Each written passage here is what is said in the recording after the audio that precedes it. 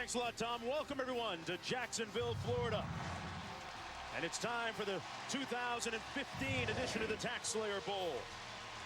From Everbank Field, a matchup between Iowa at 7-5 and the 6-6 Tennessee Volunteers. Hello, everybody. I'm Mark Jones alongside Rod Gilmore. Jessica Mendoza down in the field joining us in just a bit. All the best in 2015. Rod, one of the prevailing storylines from bowl season as a whole, like the matchup on the field, SEC against Big Ten. Conferences going in different directions right now. Yeah, these bowl games matter. We see that. Reputations are made and lost here. The Big Ten's reputation ascending because of Ohio State, Michigan State, Wisconsin. SEC West has taken down the SEC's reputation. These two teams today will have an impact on how their conferences, their respective conferences, are viewed going into next season. Sentiments echoed by both coaches and players from the respective teams in our meetings yesterday. Tennessee won the toss, deferring to the second half. Jonathan Parker back deep for the Hawkeyes. It'll be Parker from the goal line. Tried to put on the brakes and slips down at the 18-yard line, where it'll be first down and 10 for Jake Rudock. Rudock, the junior quarterback out of Weston, Florida, 6'3", 208 pounds.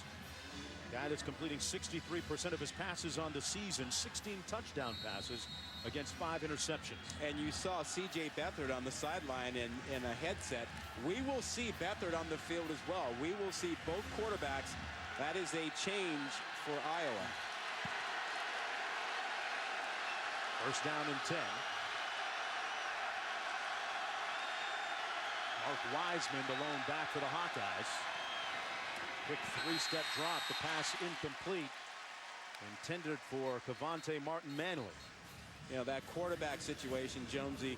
Rudock has been the two-year starter, but had a relatively poor game against Nebraska, their last outing. Struggled in the red zone. And after that, Kirk Ferentz decided to open up the quarterback competition and said he will play both, and then decide at halftime who gets it the rest of the way. Beathard, the backup, has played in 8 games this year. Actually started one. There's a win at Pitt. Second and 10. Rudock completes his first pass. That's Tavon Smith. And Smith is going to pick up a first down into Volunteer territory. There was a missed tackle on the play by Cameron Sutton on the corner.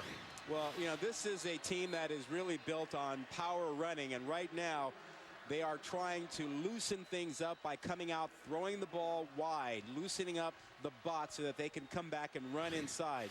Not a very fast offense, but Smith certainly has some speed on the outside for Iowa. Malcolm Wadley now in the backfield, dotting the I.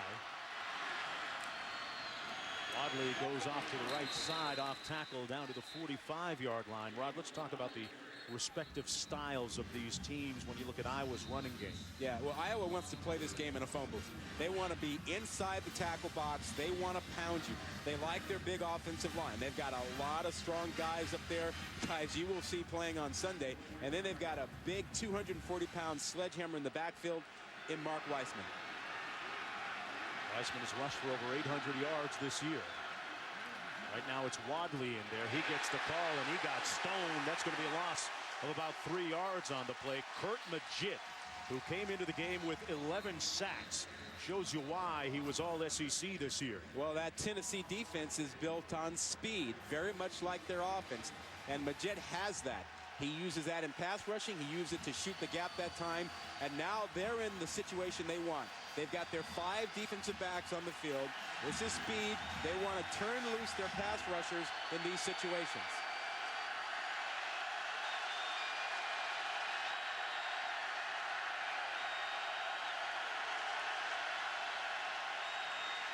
Rudock incomplete. A little bit of contact, but no call intended for Martin Manley. Good coverage by Justin Coleman, and it'll be 4th and 8 for the Hawkeyes. Hey, how about an early advantage for youth and speed over experience and power? That's the big man, Brandon Sheriff there, the left tackle, the likely first-round pick, Outland Trophy Award winner. Got worked a little bit by a little combination of some speed up there, including number 9, Derek Barnett. Barnett, an all-SEC selection. Freshman All-American as well. This punt close to going to the end zone. Let's see if they Spotted. Oh, it's going to be a touchback. Didn't quite get there in time. A 48-yard punt by Corn Brath. And that was close. Let's take one more look. Remember, it is the ball, not the player. So his feet, his body in the end zone does not matter. What matters is, does the ball break the plane? And from that angle, I can't turn that around. It's going to come out to the 20-yard line. Yeah, that is a call by the official. It's not going to be reviewed. There's a look at Josh Dobbs, starting quarterback in the last 4 games for the Volunteers. He went 3-1 since taking over from Justin Worley. Pulls it out on first down. Pass complete to Jalen Hurd, the tailback, and no gain on the play. That's actually going to be a loss of 1. Bo Bauer making the stop. There's a look at the numbers on the talented sophomore quarterback who a year ago came on in relief late, and pretty much the same story this year, going 3-1 down the stretch. Yeah, took over for Justin Worley after his injury, and they're looking for consistency from him. Hurd on the handoff. Made a couple guys miss. And there you see the long and angular Jalen Hurd from Henderson, Tennessee, getting the first down before finally being brought down by Desmond King. A 25-yard gain on the play. Yeah, well, they talk about speed, and he has it for a big guy, 6'3", 225. A lot of folks have compared him to Adrian Peterson, Eddie George. To me, he's much more like Marcus Allen, old school. High praise, too, Ron. Glides, great hands, change of direction. Ran for almost 800 yards on the season. Pounded straight away, a 2-yard gain. Davis making the stop on the play. Hurd on the carry. You know, Hurd is such a dynamic player. He was kind of a big thing in high school. More than 3,000 yards rushing in one season. Everybody throughout Tennessee knew about him. Everybody wanted him. 2nd and 8.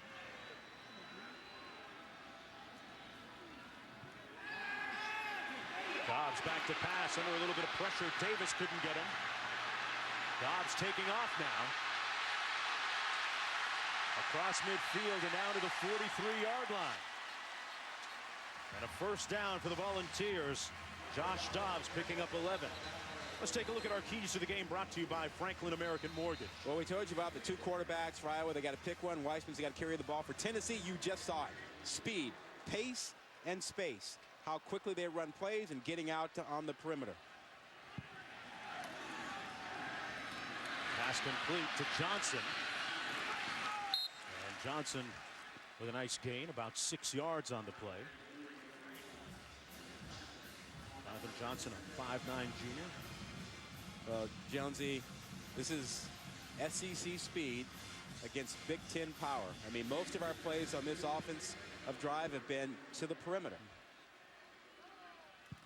2nd down and 4. They run it straight ahead with Martin Lane, and Lane picks up the first down. Tennessee Volunteers won 3 of their last 4 games down the stretch to become bowl eligible. Talk about a program that is really hitting its stride on the comeback trail behind that man, Butch Jones.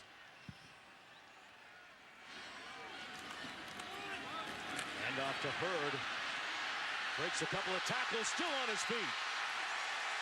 The irrepressible Jalen Hurd with another Volunteer first down. Picked up 12. Really like him.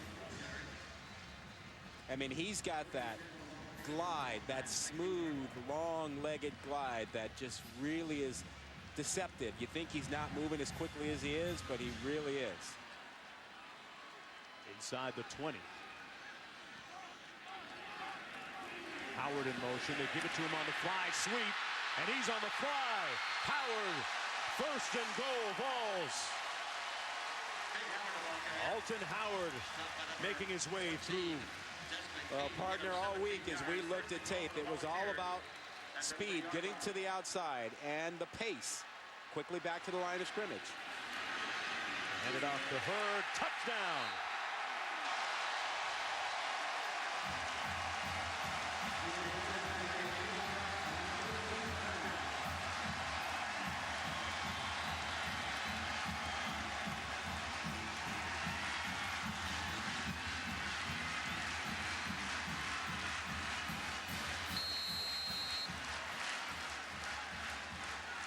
If you were ever trying to gauge what this game meant to the Volunteers and their fan base, don't tell them that this game doesn't matter.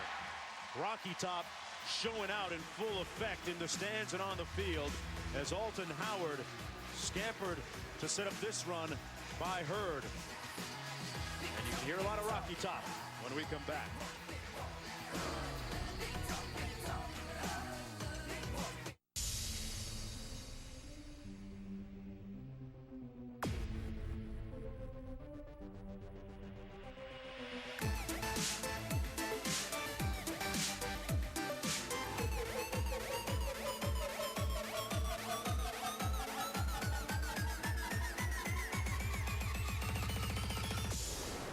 What's your culture?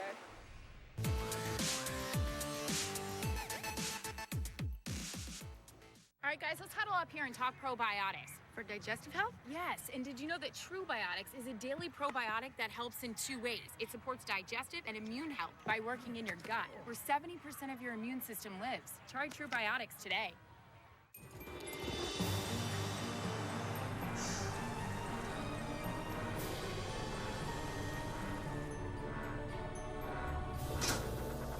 And then Santa's workers zapped it right to our house.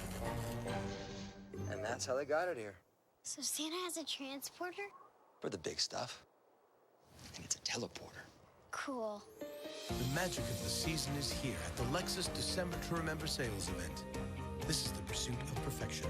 What's better than Golden Corral's hot and delicious yeast rolls? How about 6 free yeast rolls to take home? Free. That works for me. Hurry in with your family for our legendary dinner buffet and take home 6 yeast rolls absolutely free. Yup, that's how we roll. Only at Golden Corral.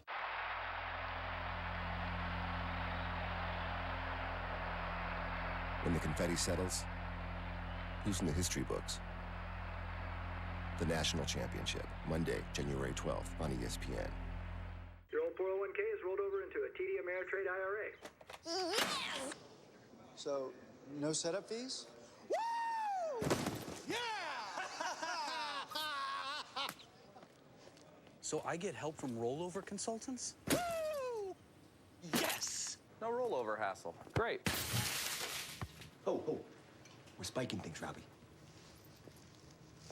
For all the confidence you need.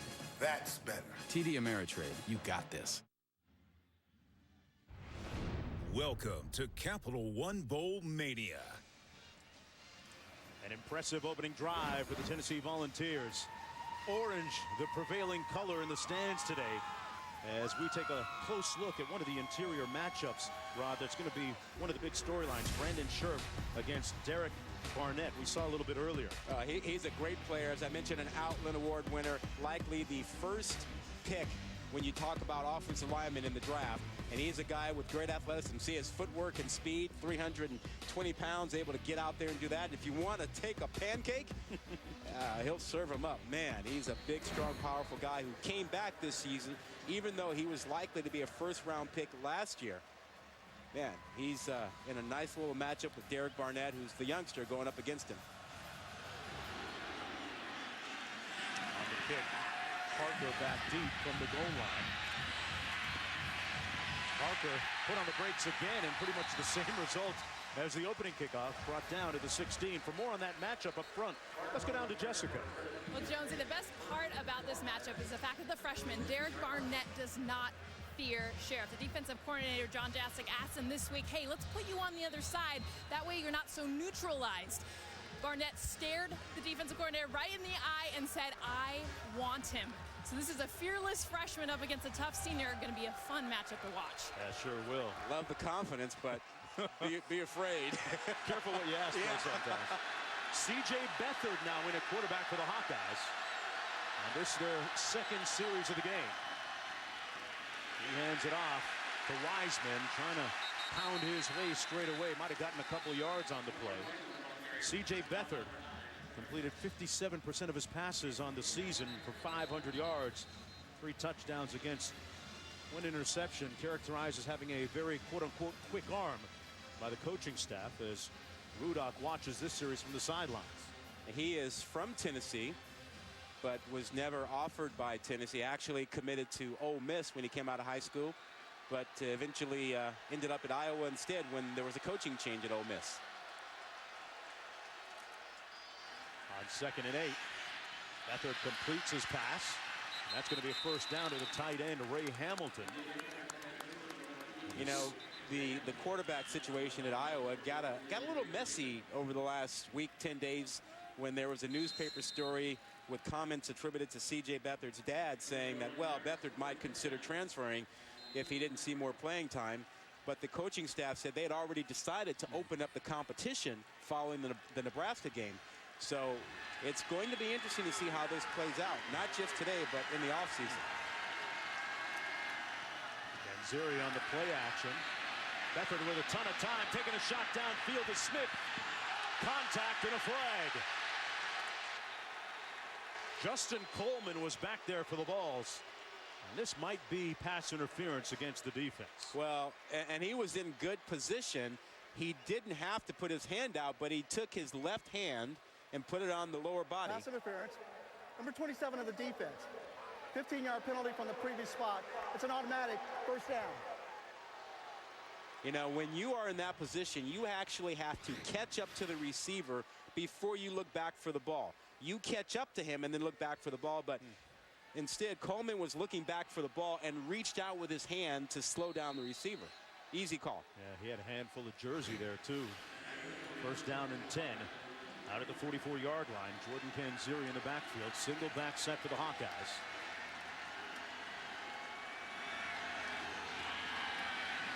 Beathard trying to throw that back shoulder fade for Damon Powell. That was incomplete. Well, Sutton over there got away with a little grab of the jersey himself.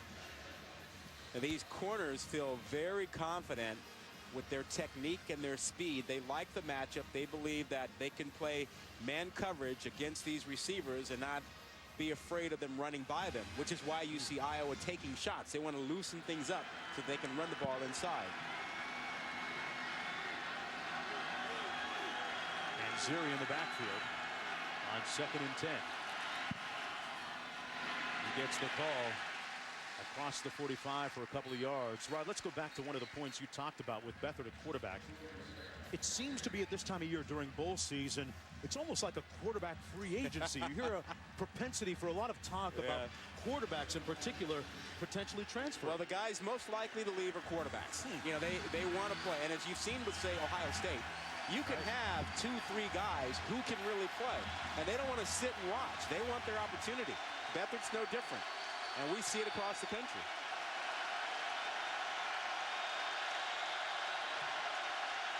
Third and 8. Beathard under heat. Got rid of it. Completed it to Kanzeri, and he picks up the first down. A Houdini of an escape job for 12 yards and a first. By both of them. How about Beathard staying alive, extending the play, and then Kanzeri making the first down? He's under duress. Look at him extend the play, and he still gets rid of this and takes a big O shot from Barnett. And on the other end, Kanzeri, he does not have the first down right there. But look at that move to get it done. These guys are playing their hearts out. Sure is. An Iowa team playing their 6th bowl game in the last 7 years. Tennessee, meanwhile, looking for their first bowl win in 7 seasons. On 1st and 10, Beathard, all kinds of real estate in front of him. And he goes down head first at about the 36-yard line, a gain of about 6 or 7 on him. And Tennessee defensively is trying to play 8 guys in the box near the line of scrimmage. They're bringing one of their safeties down, which is why you keep seeing Iowa look down the field and try to loosen them up and take shots to the outside, because Iowa wants to run the football inside. Going up against some young Tennessee players. They have 7 starting freshmen overall, and they're 2 deep. Wiseman puts them in field goal range, or at least on the fringes of it. A 4-yard gain by Mark Wiseman, who spent a semester at the beginning of his collegiate career at the Air Force Academy. Didn't play there, and then, like so many prominent Iowa players have done in the past, walked on at Iowa, since that time put on scholarship and has been one of the key cogs for them. Yeah, he's wearing a harness on that left shoulder that's been banged up. But this is his time. 3rd and 2. This is his time. Actually thought I saw a quarterback under center lining up in an I formation there. Huh? Spread? See, things come back around. You talking spread? Back in a minute. That's me last year. Why is this so hard? Doing my taxes the old way. And this is me this year. Thanks to TaxSlayer.com, I hit e-file and I'm done. File your simple federal return for free. Ready, set, refund. A yoga studio in this neighborhood? Probably just a front for some drug laundering operation. Gentrification, my friends. They're trying to make the neighborhood spiffy for the invading hipster hordes. Show them what the hood is really like. Police, open up!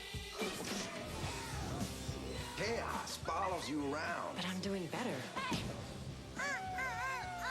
Shameless. Season premiere Sunday, January 11th at 9. Only on Showtime and Showtime Anytime.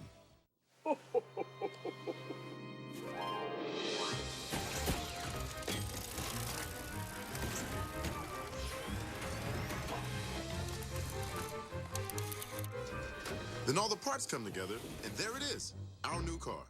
So that's how Santa fits it in his sleigh. Wow. Wow. The magic of the season is here at the Lexus December to Remember sales event. This is the pursuit of perfection. Sorry.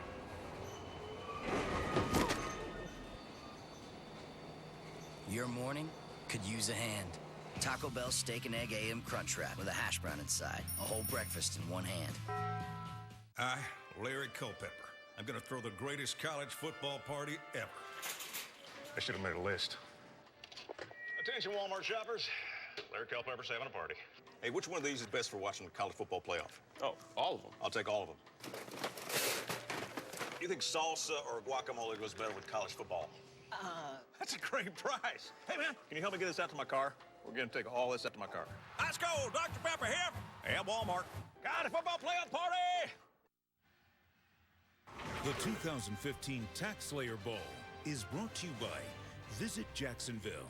Go to visitjacksonville.com to learn more about upcoming events, travel planning, and all there is to do in Jax. And Lexus. The Lexus December to Remember sales event is here, now through January 5th.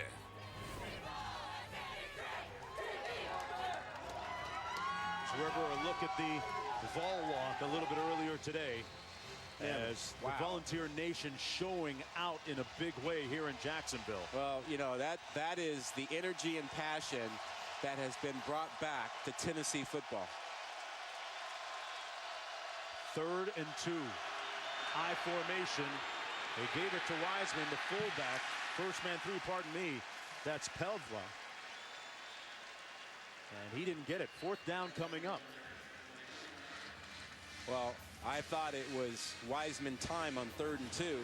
They used him as a decoy, but he's the guy. So I stay here and I give him the ball. Looks like they're going to stay on the field and go for it. Well, look, you know, if Wiseman's good enough to put the pads on, harness or no harness, he's got to get the ball in these situations. Little muscle against speed here. Wiseman might have gotten there on second effort. Let's see where they come in with a spot.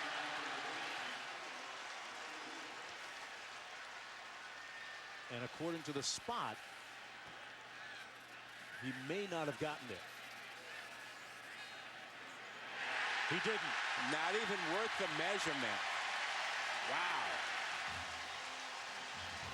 So the young Volunteers, with a bunch of freshmen, Brash and Young, coming up big on a definitive 4th down stand. Cardinals Panthers tomorrow at 4:20 on ESPN. That's me last year. Why is this so hard? Doing my taxes the old way. And this is me this year. Thanks to TaxSlayer.com, I hit e-file and I'm done. File your simple federal return for free. Ready, set, refund.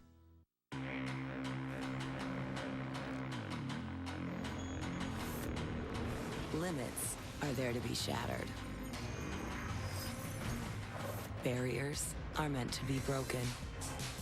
Lines are drawn to be crossed.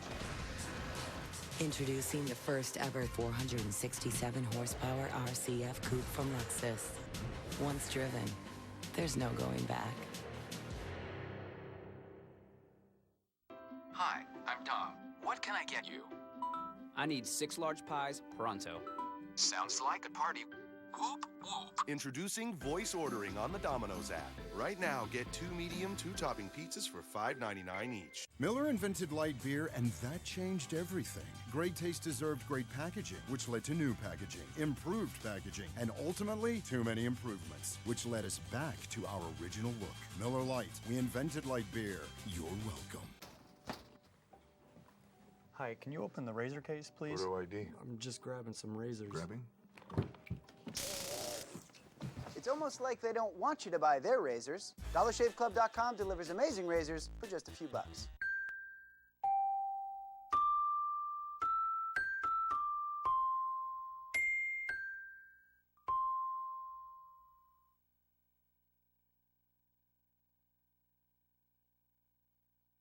Miller invented light beer, and that changed everything. Great taste deserved great packaging, which led to new packaging, improved packaging, and ultimately, too many improvements, which led us back to our original look. Miller Lite. We invented light beer. You're welcome. Well, Capital One Bowl Mania continues tonight as number 11 Kansas State taking on number 14 UCLA in the Valero Alamo Bowl at 6:45 Eastern Time. Then Washington battling Oklahoma State in the Ticket City Cactus Bowl at 10:15 Eastern on ESPN. A great time for college football, and sometimes, Rod, you got to, on the sideline, keep your head on a swivel or else you get hit with some friendly fire. Oh, come on, Coach. That's Desmond King, the cornerback, who got his coach, and look at him. He's just going to wear that. No Band-Aid. Yeah, don't help me out. Iowa tough, man. Yep. Coach in his 16th season on the sidelines for the Hawkeyes.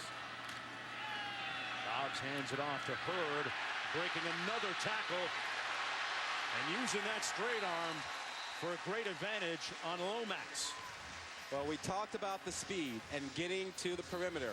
That's the Tennessee game plan. Look at the yardage. Before that last play, 69 yards outside, 11 between the tackles. And on that first drive, Rod, 75 of their 80 yards were on the ground. Hurd already with 57 yards rushing. And a little sweep again. That's Devin Young.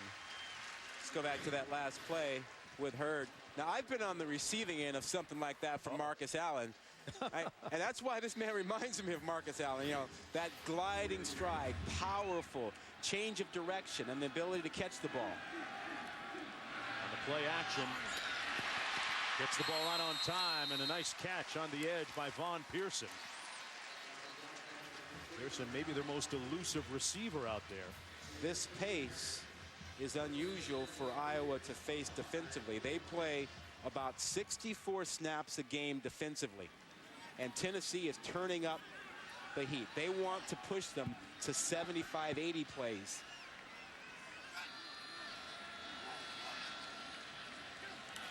First and 10.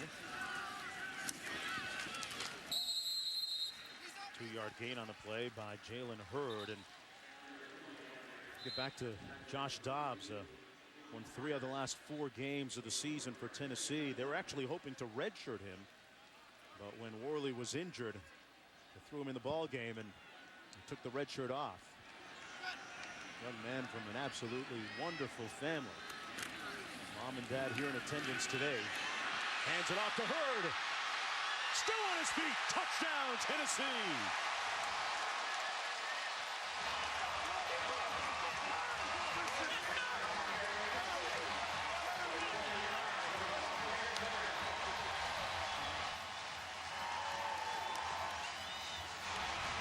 Couple of missed tackles here, but a great run, Rod. Well, they did a great job of taking care of Carl Davis up front, moving him out of the way with a great block. And Loudermilk and Maben could not bring down the big guy, 6'3", 225 pounds. Well, Butch Jones said he was concerned about handling Iowa's physicality. Tennessee seemingly the more physical team here. A strong run and a 14-0 lead.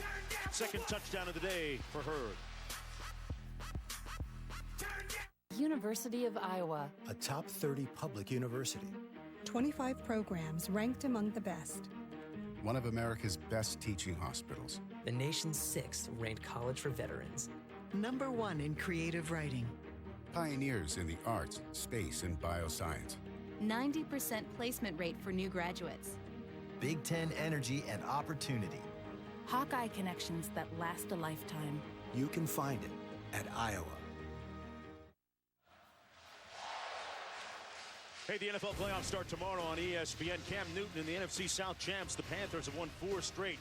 Now they take on a dominant defense as well as Arizona's Larry Fitzgerald right there on your screen. The NFL playoffs wild card round. Cardinals Panthers tomorrow 4:20 Eastern on ESPN. Let's see if the NFL playoffs can match the magic of the college football playoffs so far. New Year's Day, New Year's Eve. Been some real compelling games in the last couple of days. Jonathan Parker with his 3rd kickoff return. This time got beyond the 20 out to the 23-yard line where it'll be 1st down and 10. And let's see who comes out this time. For Iowa, we've seen one series of Rudock, one of Beathard. And now it's back to Rudock. I'm not a fan.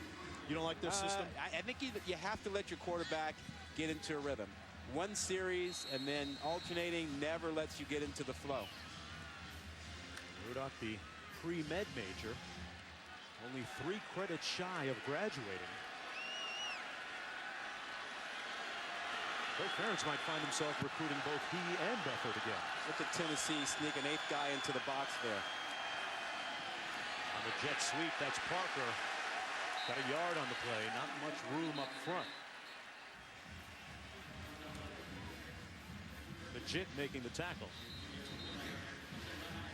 Look at Tennessee sneaking everybody into the box. They get 8 guys in there to stop the run. They don't fear the speed of Iowa on the outside. They want extra bodies inside to deal with the power up front. 2nd down and 9. Wiseman in the backfield. A little bit conspicuous by his silence so far.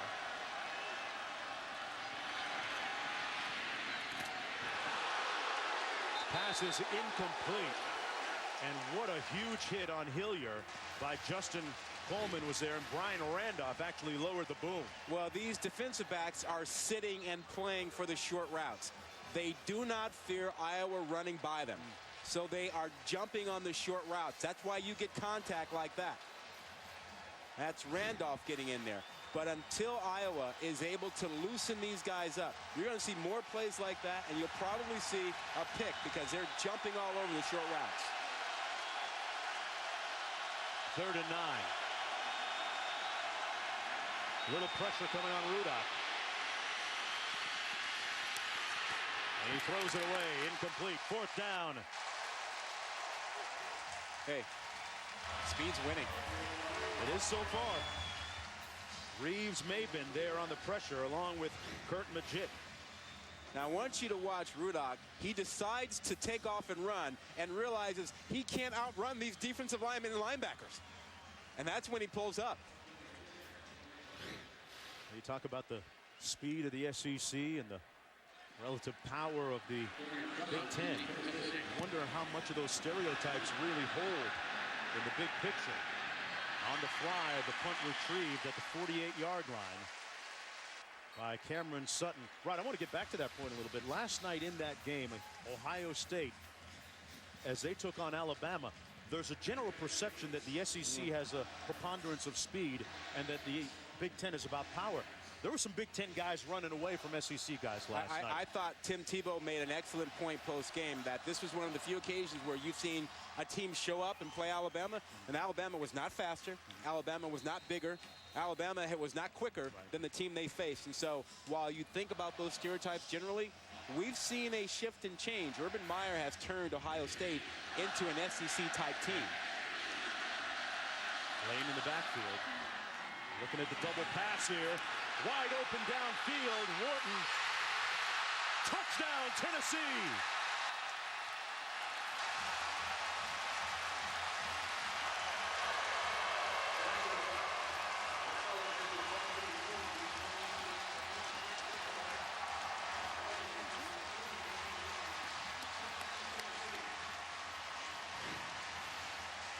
Marlon Lane with a great toss here for a running back, Rod. Just put it out there. Let your guy go make a play. Greg Mabe in the corner on that side, sucked up. Loudermilk came up for the run, and beautiful toss. A minute and a half to go here in the first quarter. This Tennessee Volunteer offense has been indomitable and irrepressible in the first little bit of this game. And they have really stunned the Hawkeye defense. They've got them on their heels and reeling right now. Wharton with the catch. And this team is really bursting with energy right now, reflective of its second-year head coach, Butch Jones. It was Jones that told us yesterday. He said, you know, we need a win badly for so many different reasons. These young guys, this is the youngest team in Division I FBS football. He said, we need to see the fruits of all the labor. Yeah, he's right. And you think about this postseason and the themes that we've picked up on. We've got another one here today. You know, Joe Tessitore, our buddy, we've talked about this in the postseason, the young running backs who are making statements. We've seen Jalen Hurd today. You know, Royce Freeman in the Rose Bowl last night with Oregon. Nick Chubb, Leonard Fournette with LSU we saw the other day. The young running backs are showing up in this postseason.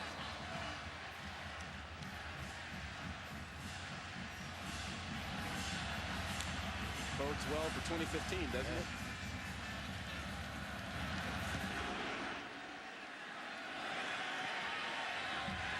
Parker watches it go through the back of the end zone. Jessica, looks like Iowa needs a bigger boat right now. Well, Mark, you talk about their defense reeling their offense on the sideline after that last touchdown. Helmets were thrown, towels hitting the bench, already showing a lot of frustration, not even through the first quarter, and C.J. Beathard got off the bench and started throwing some more passes. And he's coming to the ball game now, Jessica, on this fourth offensive series for the Hawkeyes. Coach just said it would basically be a you make it, you take it type scenario. Neither one of them made it yet. Yeah, we're still waiting. Wadley in the backfield dotting the I. Pleva, the fullback. And it's Wadley tripped over the 22-yard line with nobody near him. Yeah, look, Kirk Ferentz has been doing this stuff a long time, and he's got his reasons for doing these things. I just don't think you help your team when you're exchanging the quarterback every series, particularly when you're down 21-0. I think you need a leader. You need somebody to rally behind that will get the troops going, as opposed to looking to the sideline, hey, who's running the show now? Now, he said he would probably make a decision at halftime as to who to go with in the second half. Might be too late by then. That'll be an interesting question if this deficit continues to grow. Less than a minute to go here in the first quarter. First quarter dominated by the Volunteers. On the screen, incomplete. Intended for Wadley. Is that a result, those kind of miscues, a result of changing quarterbacks, Rod, when you see them missing by inches here? Well, I think it's a little bit of that, but it's also a little bit of dealing with the speed of Tennessee. I mean, when you come out to throw and there's a guy in your face a little bit faster than you expected, that impacts things.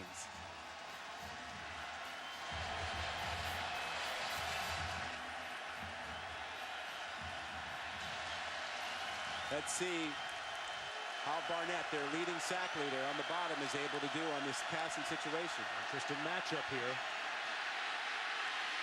Beathard on the run and incomplete. Vandenberg, the intended receiver, and a 3-and-out. There is the top offensive lineman, Sheriff, just riding Barnett out of the way.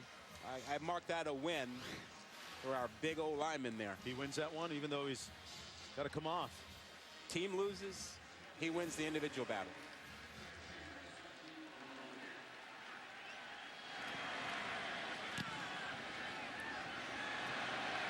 There's the punt. That will careen out of bounds at about the 35-yard line. You know, remember asking my colleague Chris Spielman a couple of years ago, who played in the Big Ten, of course, and in the NFL, about the whole speed issue. I asked him, Chris, what kind of speed did you have? Were you close to 4.4? He said, no, I didn't have 4.4 speed, but I ran down a lot of guys that did have it. Yeah, football speed and football instincts. That can make up for a lot when you know where you're going and where you need to be. Yeah, great point, Rob. Look for tips and keys to help you out. Right now, Tennessee has gone over that scout report pretty well. 3 touchdowns in their last 7 plays. And their quarterback Dobbs with a hot hand. Howard with the first down at the 49-yard line of Tennessee. Alton Howard with a nice catch, and there's a look at Joshua Dobbs' mom. Watching this game. Says his parents have been to every sporting event he's ever participated in his entire life. Wow. Never missed one. And her husband and Josh's dad, Robert, also watching the ball game. As Dobbs has been on point in the first 15 minutes. A little trickery working for Tennessee and doing it with a little bit of muscle and hustle. 21-0 when we come back to Jacksonville.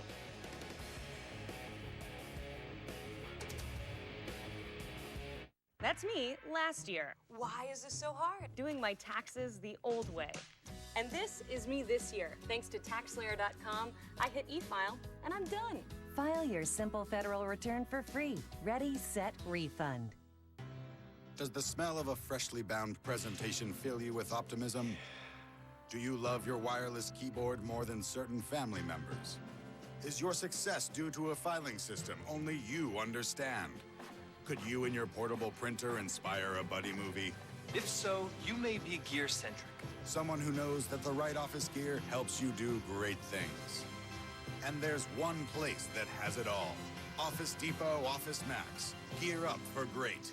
That mess, with a mind of its own, let's pack it and stack it. Then let's ask ourselves, why didn't we do this sooner? Let's do this. More saving, more doing. That's the power of the Home Depot. 66 quart latching totes, now just $6.88 each. In every state in the country, in every county, in every state, and in every city, in every county, you'll find a local auto shop that's probably been there for years. And at most of those shops, you'll find us.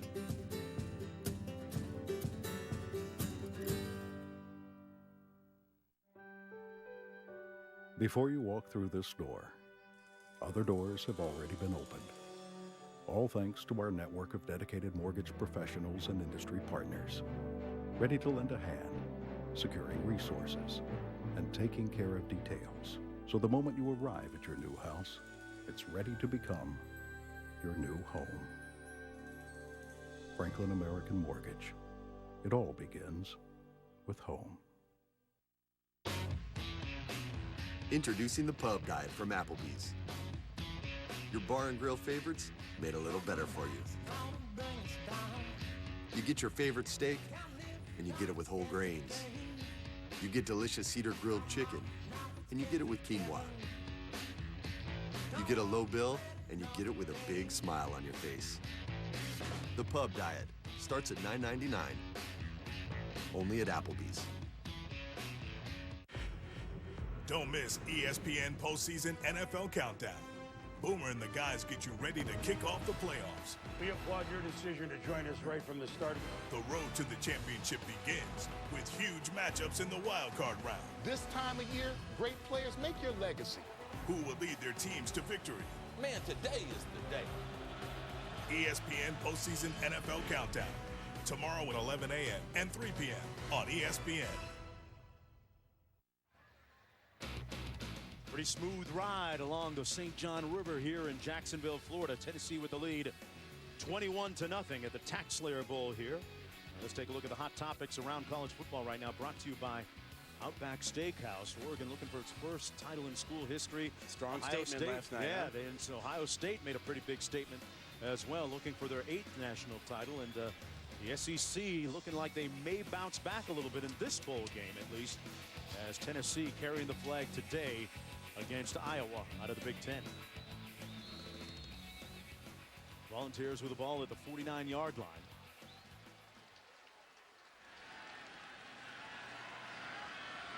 First and 10. Dobbs on that little receiver screen completes the pass to Josh Malone. Malone to get 3 yards on the play. Second down and 7. You know, Tennessee is in the SEC East, and that division has been a little shaky. They could be a player there next year, and I mean the West has been less than scintillating in the postseason. The landscape in the East is going to change a little bit with McElwain of Florida as their head coach now. And close to the first down run by Jalen Hurd. Lomax making the stop on the play. Here's what the SEC West has done in bowl games so far, going 2-5 overall. Which one surprised you the most, Rod, of all those, if you had to say one? Well, that one. You know, that was the one that really surprised me because you had a quarterback making only his second start. Right. And so you figured that Alabama would take advantage of that. But overall, to see it 2-5 out of the SEC West. Oof. Pass complete to the edge. Pearson dragged down from behind by his jersey by Maurice Fleming. The one thing I would say about that, the SEC West, that has been coming for the last couple of years. How so? We have seen a little bit of the other leagues catching up with the SEC, but it takes a big watershed event like this postseason for everyone to see it. 7-yard gain, second down and 3. Dobbs going to keep himself running into the boundary and picks up enough for the first down, and right now in the fringes of field goal range. You talk about Dobbs and a quarterback that really gets it in terms of being a student athlete. I mean, folks, any quarterback who has aerospace engineering as one of his classes, he can play for my team. Yeah, and he said he saw some airplanes being built when he was a kid and decided that's what I want to do. His team taking off right now. Marlon Lane in the backfield takes the handoff. How'd you like to put a rough play there, but no flag? Well, took a little bit of time, but there's the flag. Reggie Spearman, the perpetrator there for the Hawkeyes. Perhaps a little bit of frustration there.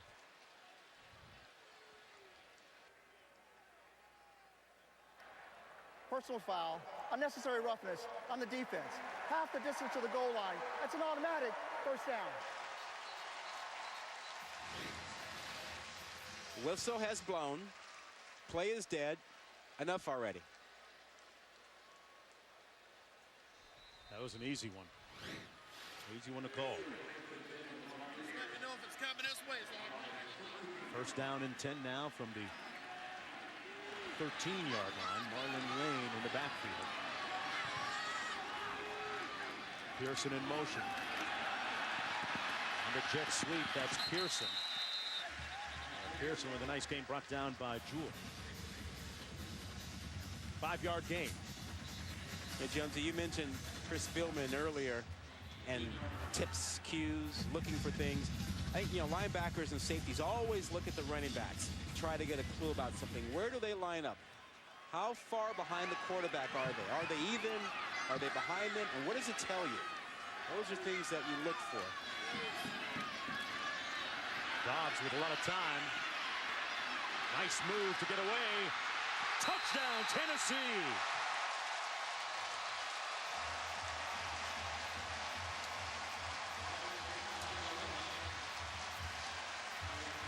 And Mom loving it. Dad as well. Well, Dobbs extends his play. His running back steps up to give him a little bit more pass protection, and then he just creates with his feet. We've talked about his athleticism, his quickness, his speed, his smarts. Man, and he is only a sophomore. Wait until he figures it all out. Well, I think if he can figure out aerospace engineering, he's got a good shot of figuring out everything else. 28-0 Tennessee. wants to fly planes. Well, you know what? He's doing pretty good with the offense right now, or at least make plays.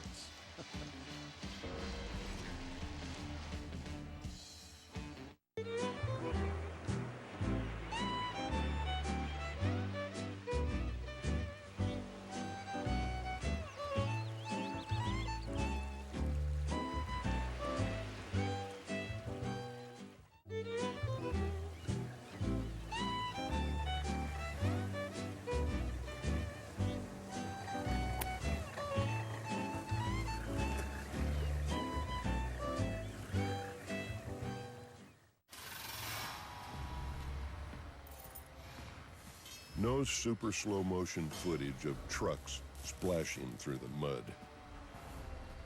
No cowboy hats, horses, or hay bales. Just a Ram 3500 that head-to-head can out-tow Ford's F-350 by more than 1.5 tons.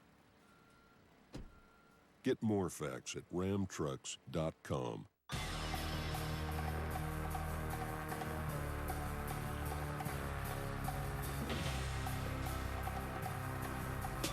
Cardinals-Panthers, tomorrow at 4:20 on ESPN.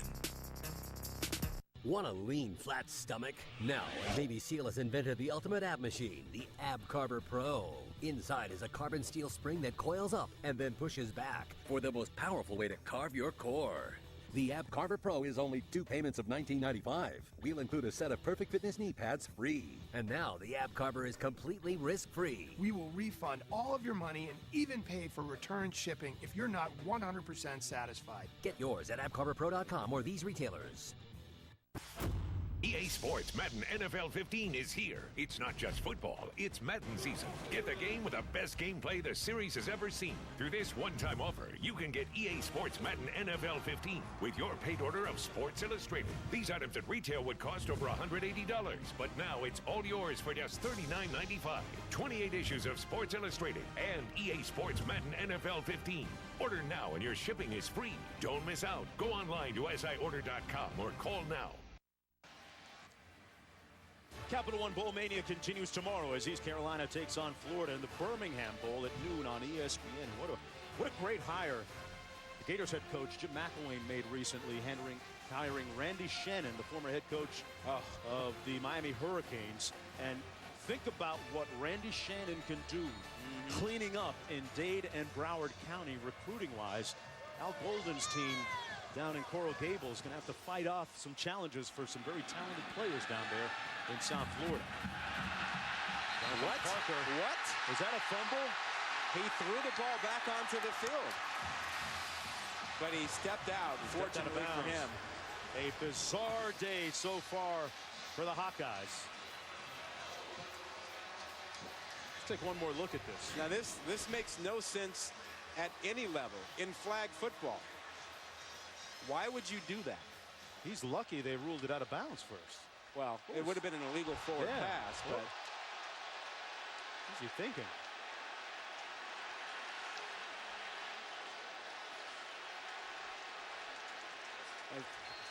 I mean, still, his foot might have been down before. Yeah, but he it's a forward lateral if he does it. It's not a fumble?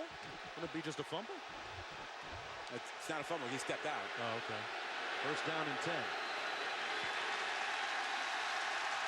Rudock in at quarterback, and they're going to look at this one.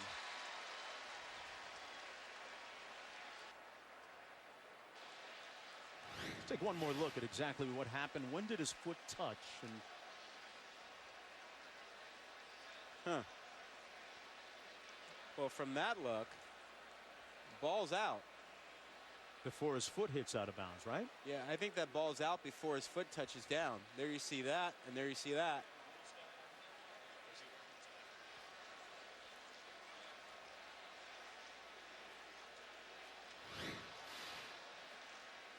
So, you know, if it's a forward lateral recovered by Tennessee, they could decline the penalty for the forward lateral and have a recovery. I'm not sure that I've ever seen anything like that happen. I can't imagine why you would even think to do that.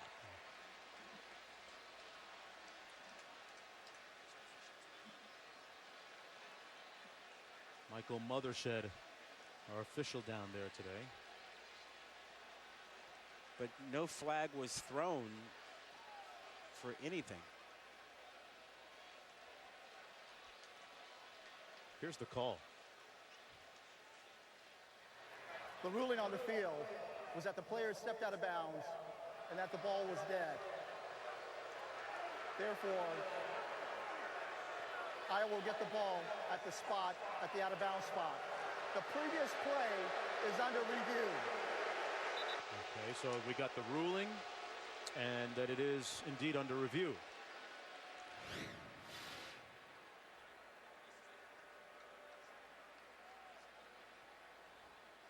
He's still in bounds there, and then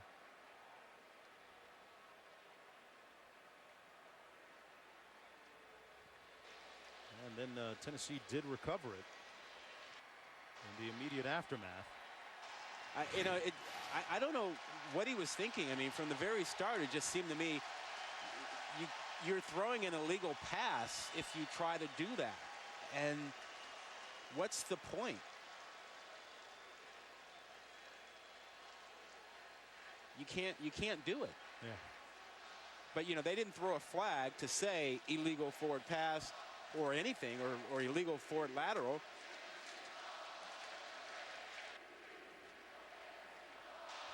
So there was no penalty ruled on the play. You can't review it from upstairs and call it a penalty. I think the fans are about as perplexed as anybody else. I want to know why it isn't just a loss of possession and a fumble.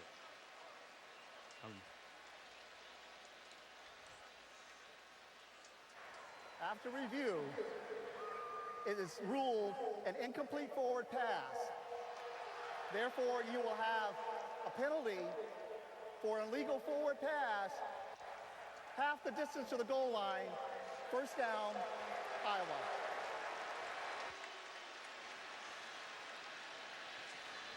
Well, there's a candidate for a Friday not top 10 play either way. Well, yeah, I mean, they didn't call it on the field as such. They ruled him out. They overruled it and said that it was an illegal forward pass, which is what we thought from the beginning. Why would you throw it?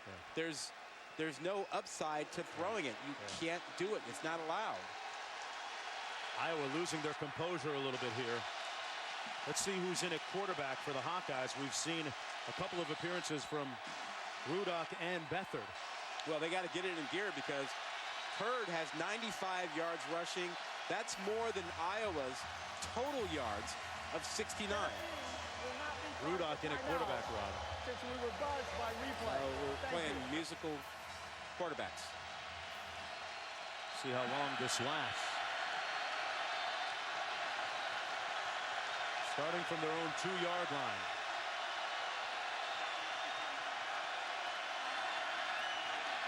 Rudock going to run it out of his end zone. Get a little bit of breathing room and then some, enough for the first down. That should be a flag. And the defense is going to help out the Hawkeyes offensively. Barnett there in hot pursuit.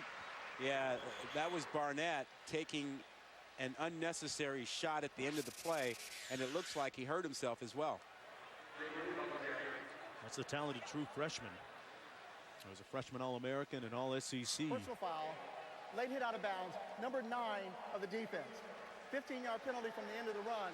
That's an automatic first down. Hawkeyes with a big break. One more look at the penalty. So he's chasing, and he's not even in the frame there.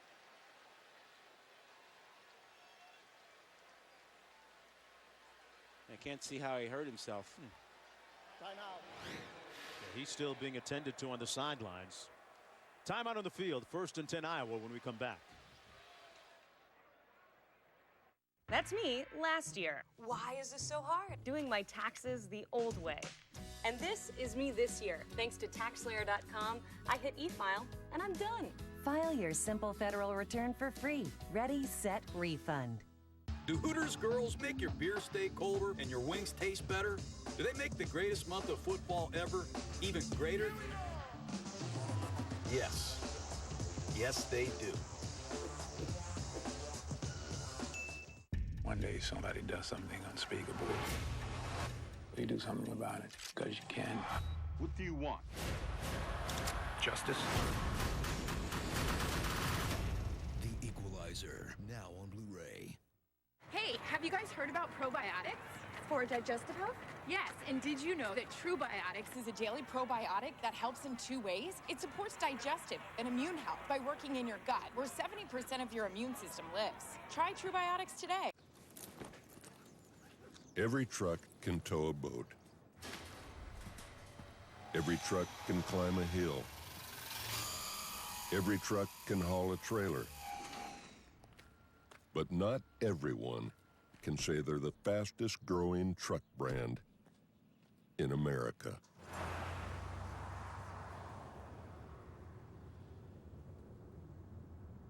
Guts, glory, Ram. I have the worst cold with this runny nose. I better take something. Dayquil Cold and Flu doesn't treat your runny nose. Seriously? Alka-Seltzer Plus Cold and Cough fights your worst cold symptoms plus your runny nose. Well, what a relief it is. I'm Pete Nelson, Treehouse Master. The show that had everyone shouting, "To the tree!" is back. Are you kidding me? Treehouse Masters. New season, new treehouses, next Friday at 10. Animal Planet, surprisingly human. The 2015 Tax Slayer Bowl is brought to you by Amelia Island, Florida. Come make memories. The Venture Card from Capital One. Earn unlimited double miles with no blackout dates. And Ram Trucks. Guts, glory, Ram. Part of the pep rallies yesterday in Jacksonville Landing in the downtown area on the banks of the St. John River. Great time here had by all. Part of the Tax Slayer Bowl festivities. First down and 10. 11 and a half to go in the first half. Iowa with the football. Kanziri straight ahead. Rod, we had talked at the top of the show. You mentioned Wiseman a little dinged up. Are you surprised we haven't seen a little bit more of him? You think the injury has something to do with it? Could be. I don't know. I would have thought that they would have tried to give him a little bit more earlier to find out. And maybe they discovered in warm-ups he couldn't handle it. But he's really not been out there very much. It's been a lot more Kanziri than anyone else. 7-yard gain on the play. Kanziri again. Going to make it a 3rd and about 1 to go. Let's go back to Chris Cotter in the studio. Time for Sports Center right now, brought to you by Great Clips. Lockheed Martin Armed Forces Bowl earlier today, trailing Pitt 31-6 in the 4th quarter. Houston storms all the way back. Greg Ward finds Deontay Greenberry on the 2-point try. Cougars win, capping the largest 4th quarter comeback in bowl history. Mark, Rod, you're never out of it during bowl season. Gotta love it. I'm still getting over the Popeye's chicken ending of the Bahamas Bowl. And that, hey, pick your ball. Pick your ball. We've had so many exciting finishes, and that Houston game was just nuts. 3rd and 1. Wiseman dotting the I. He gets the call here. And he's not going to get it. Stopped up short. Reeves Maben coming in to make the stop on the play. 4th down coming up. I don't get this. We talked about speed versus power. You're not fast enough to do this. You're not going to get to the edge on Tennessee. Certainly not Wiseman. Not with those guys out there, those linebackers that can just fly to the edge. I don't get that call. Dylan Kidd, as a result, into punt from his own 25. Sutton back deep, calling for the fair catch at the 34-yard line. It'll be Tennessee football when we come back, as Josh Dobbs continues that masterpiece. Rockets Cavs at 7. Suns Wolves at 9:30. Wednesday on ESPN. That's me last year. Why is this so hard? Doing my taxes the old way. And this is me this year. Thanks to TaxSlayer.com, I hit e-file and I'm done. File your simple federal return for free. Ready, set, refund. What's better than Golden Corral's hot and delicious yeast rolls? How about 6 free yeast rolls to take home? Free? That works for me. Hurry in with your family for our legendary dinner buffet and take home 6 yeast rolls absolutely free. Yup, that's how we roll. Only at Golden Corral. Check into Checking to cash. You filled all the stockings this holiday season, and now your wallet's empty. Don't start the new year worrying about bills. Get the cash you need today at Check Into Cash. We offer payday advances, auto title loans, and lots of ways to put the cash you need in your pocket today. And we make it quick, easy, and confidential. So stop worrying and stop in to Check Into Cash today. Visit checkintocash.com for the store near you. I'd rather do anything else than sit at a dealership. It's a lot of haggling, and it takes so long. Craig's experience is completely different than mine. Yeah. Yes, Mike has used TrueCar. At TrueCar, we'll show you how much others paid for the car you want and how much you should. Because I used TrueCar, there was no haggling about the price. They treated me so well, and it was just such a quick, easy experience. Get your car and get back to the life you love. Welcome to the future of car buying. He's in the clear. Score! Are you in a long-distance relationship with your favorite team? NHL Center Ice can bring you closer. With up to 40 out-of-market games per week, you can watch your favorite teams and players every night of the season, no matter where you live. Don't wait for the highlights. See every big moment as it happens. NHL Center Ice. The game lives where you do. For a special half-season price, call 1-800-GET-SPORTS. Couple of young volunteer fans on hand here today, and Rod, Tennessee has scored on every drive and doing a great job setting up their run game. Well, maybe it'll help Iowa to pick up on tendencies. When you have the running back with some depth behind the quarterback, they tend to run downhill. Got to run inside. You know, that's where you have to be to run straight ahead at the line of scrimmage. You can't do it from an even position. So when he's a yard, 2 yards behind the quarterback, they can run downhill. When he's even with the quarterback, they can't run straight ahead. It's got to be either a pass or they have to run laterally. You can't run straight ahead downhill when you're even with the quarterback. There's one of those cues that they may have picked up on as they run it with Hurd. Meanwhile, with respect to their passing game, Dobbs is a perfect 7 for 7 passing for 45 yards today. So the Tennessee offense keeping the Hawkeye defense on their heels. Could Tennessee be serving notice that next season the East is wide open?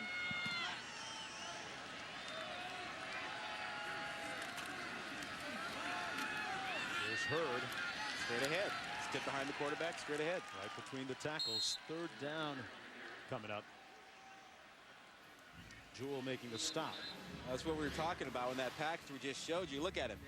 There's Hurd. He is a couple yards behind the quarterback. Easier to run straight ahead downhill. Not likely to be, you know, a perimeter run. More likely to be downhill. So if you're a linebacker, you're picking up on where the quarterback lines up if you can see it. The running back, that is. 3rd and 8 coming up. Pearson in motion to the top of your screen. Dobbs fires a little bit high, and that's his first incompletion. Now 7 of 8. That intended for Von Pearson. And for one of the few times today, Tennessee does not score. The only time today they haven't scored a touchdown after possessing the ball. This is their first punt coming up. Well, and if you're Iowa, this is your opportunity to create something. You need some momentum. You just got to stop. Now you have to come up with something on special teams or on offense. I just don't know where the chunk plays, the big plays, will come from their offense. Matt Darin to punt, his first of the day. He had a great game in the last outing against Vanderbilt. He really flipped the field in Tennessee's favor. The fair catch called by McCarron after a 35-yard punt, nothing on the return. And here's the scene as Barnett goes into the locker room after being called for that late hit. Derek Barnett, the talented freshman, hurt himself when he fell on the sideline after the late hit. Here's the play, the late hit on Rudock.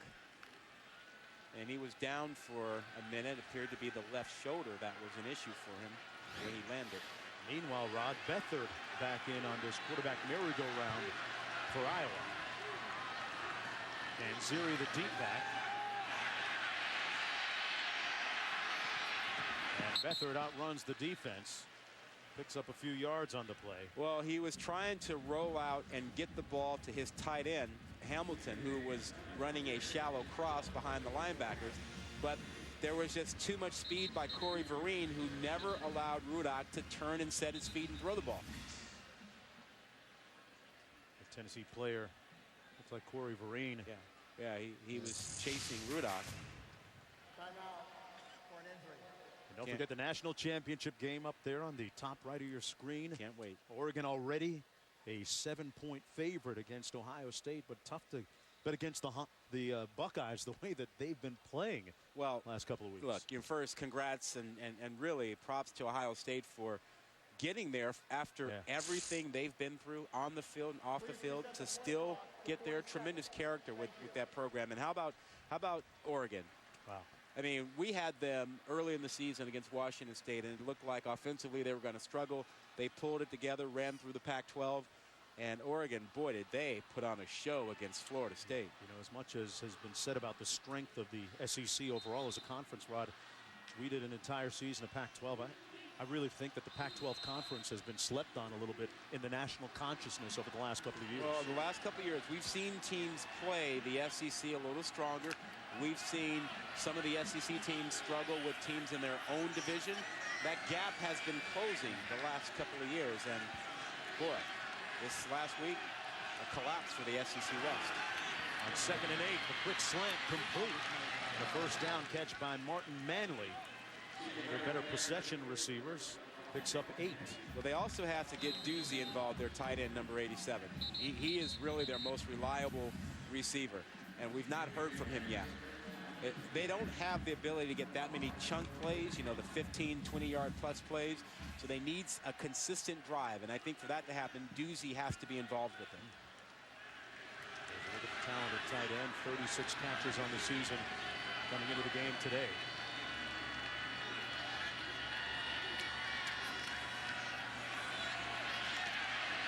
Pass incomplete. Intended for Ray Hamilton as Beathard took a hit in the aftermath. Well, both these quarterbacks are being hit. These tackles are really, really good, but the ball's not coming out. You see Sheriff that time, 68, pushed his man to the inside, but eventually, if you hold the ball that long, you're gonna get a shot. Here comes Barnett back onto the field. A good sign for Vols fans and the coaching staff. Still plenty of time to play. That pass is complete to Martin Manley. And remember now, if you watched some of the bowl games over the last several days, especially yesterday, Michigan State with a big comeback, and Wisconsin take a look at Auburn. Take a look at the pressure again off that side. There was a missed check there on the pass protection as Sheriff went inside to block. There was no one on the outside to pick up Lewis as he came in free. On 3rd and 4. Beathard with plenty of time this time, and he's picked off at the 45. But there's a flag down. Sutton with the interception brought down at the 40. There's a flag on the far side of the field at the 48, though. So hang on a minute. If it stands, it's his 4th touchdown. Pardon me, interception. Well, Jonesy, we talked about Tennessee jumping on the short routes because they have no fear that Iowa will run by them. Holding. Number 34 prior to the pass. 10-yard penalty. That's an automatic first down. It's against Reeves Maben. He is an outside linebacker. He may have more reason to grab than the corners do. Well, it's going to be 1st and 10 for the Hawkeyes. And Butch Jones talking about the importance of this game recruiting-wise, too. He has 13 players from the state of Florida on his Tennessee roster. And he is putting together some great recruiting classes like the one that guy was a part of last year. Number 6 rated recruiting class as of right now by ESPN, following a number 5 class last year. Put Beathard on the move, finds his receiver inside the 30. It's complete to Matt Vandenberg. Got his feet in bounds to pick up 15. Now he can help. He's one of the faster receivers that Iowa has, and he has the ability to maybe stretch the field a bit and open things up some. So you see a nice throw on the run by Beathard. And a decision looming moving forward in the second half for the Hawkeyes. as to which quarterback Kirk Ferentz is going to go with. So this is an important drive for Beathard. Canzeri in the backfield, the single back set. There's Canzeri, a gaping hole. Canzeri down to the 3, first and goal, Hawkeyes. A 25-yard gain. That'll get the folks on South Dubuque Street going in Iowa City. Well, watch what they get here, and then there's a hole that opens up. A good block on the edge over there by Donnell, 78, and then a good push out to the right side. You get the center in there, Gall, 57, helping, opening up a huge hole for Canzeri. Wiseman now in a tailback out of the eye. Leva, the fullback. Wiseman straight ahead. And nowhere to go. They have really done a good job of stoning him today. That defensive front, when he's gotten the ball, has been impenetrable. Well, he just doesn't seem to have the same kind of pop and explosiveness as we've seen before. And I got to believe it does have something to do with that left shoulder and the harness he's wearing. Second and goal coming up. Now we're looking at the sidelines for the play. C.J. Beathard leading this drive. And you would think a score would be huge for their confidence right now. Well, I got to believe the place that they want to go is to the left side. They've gone that way 41% of the time on their rushing yardage. They've gone to their big guy.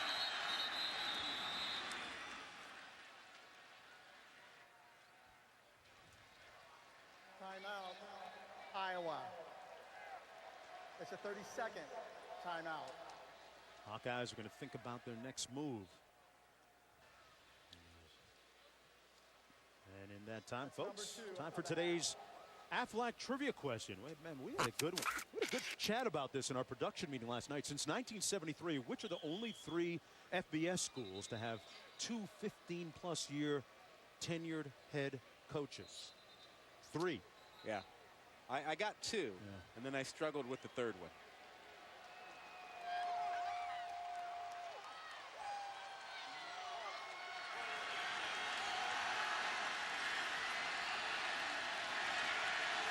Second and goal.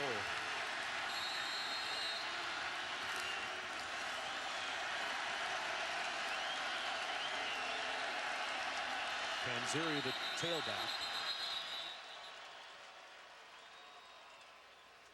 And another timeout. That's the first of the half. This one called by Tennessee. They've got 2 remaining. Iowa with 1. Let me ask you this.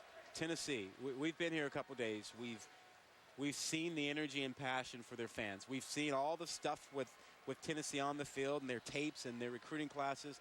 Is there any way Butch Jones is going to be able to calm down the anticipation for this squad for next season? Yeah, especially with the recruiting class coming in, another a game like recruiting class. Yeah, a game like this is only going to fan the flames, which is a good thing for them. Oh yeah, back in the bowl business for the first time in 4 years. Let's take a look once more at our Aflac trivia question. Give you the answer to that. We asked you, since '73, the only 3 FBS schools that have won 2 15-plus year tenured head coaches: Iowa, Oklahoma, and Tennessee. Phil Fulmer, Johnny Major? Yes. Yeah. Tennessee. Hayden Fry, Kirk Ferentz at Iowa. A little play action bootleg, incomplete. Third and goal coming up, and there were a couple of defenders waiting there for Ray Hamilton, even if he did hang on. So they've tried running it. They've tried passing. Third and goal, and Rod, down 28-0. You going for it on 4th down? Yeah, at this point? I think so. I think you're 2 down territory, which is why I thought they were going to run to the left side the last play. I think at some point now you got to go, who are we? We're Iowa. We're a big, powerful football team. We believe in punching you in the mouth. Well, they got number 68, Brandon Sheriff, the Outland Trophy winner on that left side. And Beathard is going to walk to the sidelines as the Hawkeyes burn their final timeout of the first half. With under 4 minutes to go, there's a look at the Outland Trophy winner. Talk about toughness. Here's a guy that earlier this year was scoped on a Monday and played the following Saturday. How about the fact that he came back this year after getting a draft report that he was likely to be drafted in the first round, late in the first round. He said, you know what, I'm going back to Iowa anyway. He's likely to be in the top 10, top 12 now. Some people would look at that as a real risky move financially, Rob. Well, we've seen over the last few years, a lot of guys have come back not only to improve their draft status, but because they enjoy their lifestyle. They want that last year in college and graduating with their class and those things. 3rd and goal. Clever and Wiseman lining up in the eye.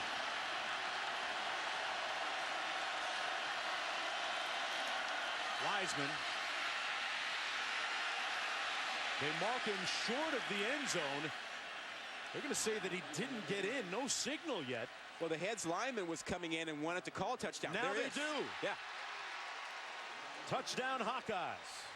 Yeah, the head linesman on the right side, he was running in and wanted to call touchdown, but wanted to get to his guys first. Wiseman. You can see he's not on the ground. He's on top of someone. Where's the ball?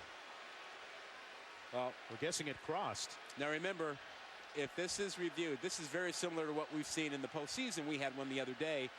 The call on the field is critical because to overturn it, you have to have indisputable video evidence, and you must be able to see everything you need to see to overturn the call. His knee isn't down there yet. Nope. He's on top of a volunteer. Is under review. And that ball is right there breaking the plane. It's a touchdown. That's a touchdown. And I can't believe my lying eyes anymore with some of the replays we've seen. Well, here's the problem. You're talking about the play in the Music City Bowl that we had. Yeah. The problem is when you go to the replay booth, they have very specific instructions they have to follow. In order to overturn something, they really need to see things, and it has to be beyond a reason, beyond any doubt for them. They have to see everything. In this case, you got to find the ball. You got to find where the knee was down, just like we had in the Music City Bowl. Right. And they see he was on top of a guy. The ball broke the plane. I mean, in my view, that's a touchdown. It appeared to be that he did get in. And if it does stand, it would be Wiseman's 15th touchdown of the year and the 31st After review, of his career. The ruling on the field is confirmed. Touchdown. So the Hawkeyes are on the scoreboard.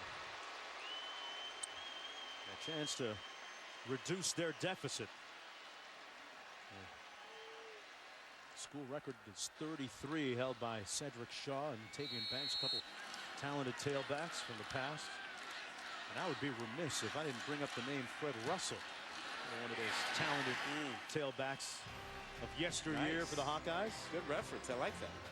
That's because Brad Banks isn't around right now. Back after this, folks. No pictures of trucks pulling boats. No photos of men working on ranches.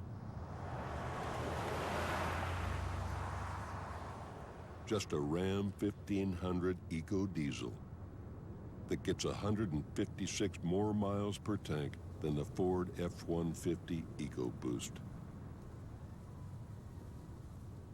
Get more facts at ramtrucks.com. How's my boy? Nobody said it's a boy. I can't wait to see the way you're going to be with him. You were right. The doctor says it's a boy. It's a boy! Hell yeah, man. Congratulations. Chris! Baby!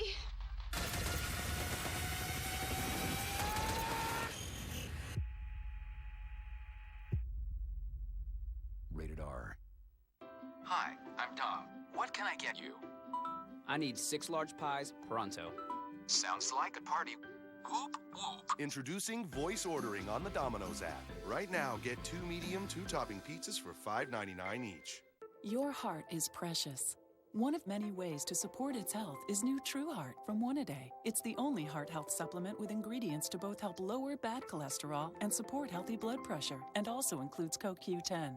Try new True Heart.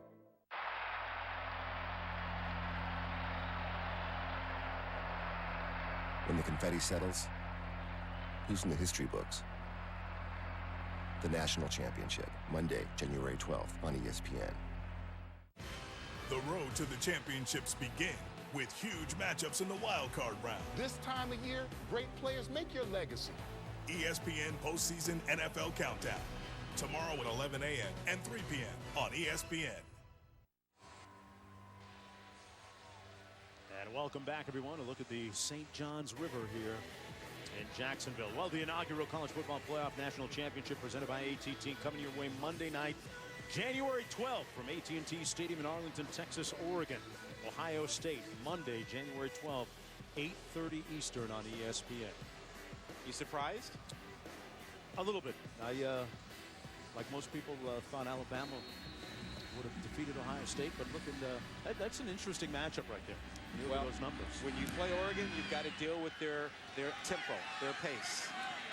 You can't kick field goals against them. Nope. Let's go back to Chris Cotter in the studio. All right, Mark, Rod, halftime report coming up in just a few minutes. Jesse Palmer will join me here in the studio. We'll take a look back at this Armed Forces Bowl, the incredible comeback by Houston. You got to see the highlights of this one. We'll also look forward to the Alamo Bowl. That's what's coming up next, Big 12, Pac-12 matchup. And then finally, a preview of the national championship game you guys were just talking about at Oregon and Ohio State. It's coming up at the half. I wonder if Jesse has any ideas about slowing down Oregon's tempo. If you can't slow that down, and only a couple teams have done it over the last few years. Arizona got a handle on them during the regular season this year. This is Von Pearson with a run in the game of about 6 yards with about 3.5 to go in the first half. Second down coming up. Hey, let me give you just a little clarification on Yes. that Aflac answer. So it was 2 coaches at each of those schools. It was Kirk Ferentz, Hayden Fry at Iowa, Switzer and Stoops at Oklahoma, and Majors and Fulmer at Tennessee. Toss into the boundary. That's Marlon Lane. Third down coming up for the Volunteers, and Butch Jones's team doing a great job here in the first half. He was concerned about handling Iowa's physicality up front. But so far hasn't been an issue. A win for the Vols today keeps the momentum going in the program.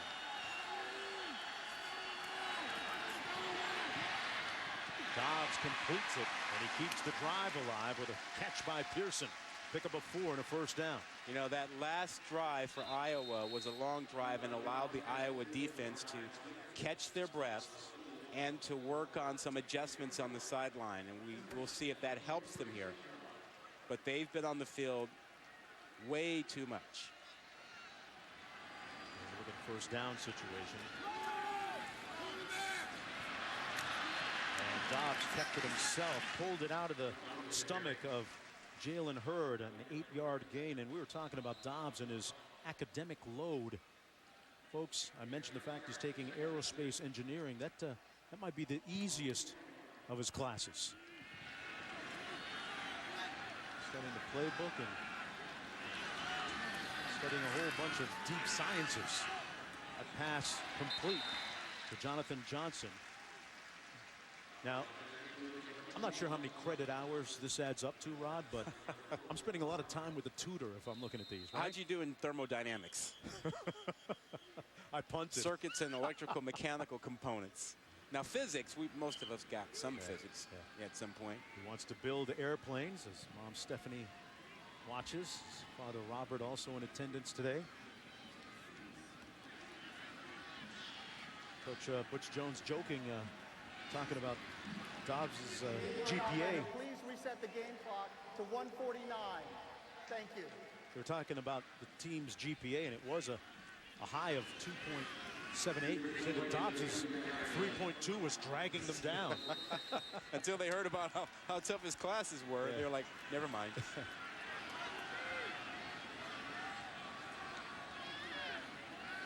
First and 10, Dobbs on the quarterback draw. Still on his feet, and a first down run to the 34. Let's go downstairs to Jessica for more. Well, guys, you guys talked about the influence of Dobbs and his parents. I talked to his mother, Stephanie, and she said starting at 18 months, they started touring schools across the country. 18 months old, he went to Harvard. They ended up visiting over 40 schools, and Rod, you never guess what their favorite campus was. I'm going to let you guys handle that after this run. And That's Devin Young. I'm going to guess it's out west somewhere. I'm going to guess it's where Jess went to college. Oh, okay.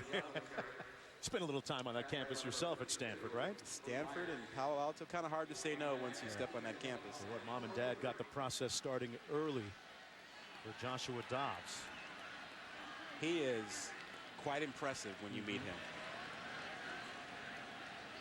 Good stats today, 9 of 10 passing.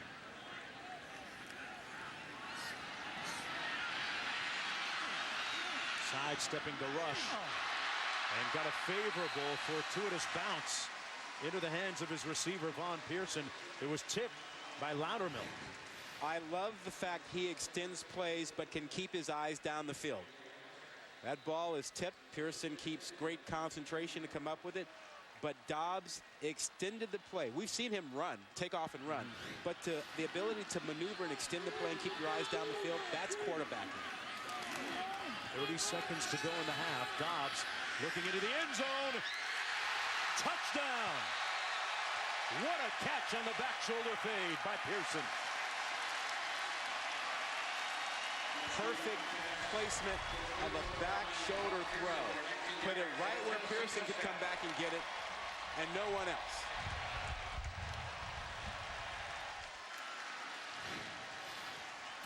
Look where that ball is. Back shoulder. Pearson knew it was coming there. Perfectly placed.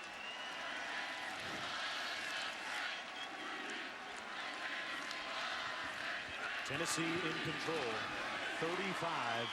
35-7. As the SEC rallying today against the Big Ten. Time winding down in the first half.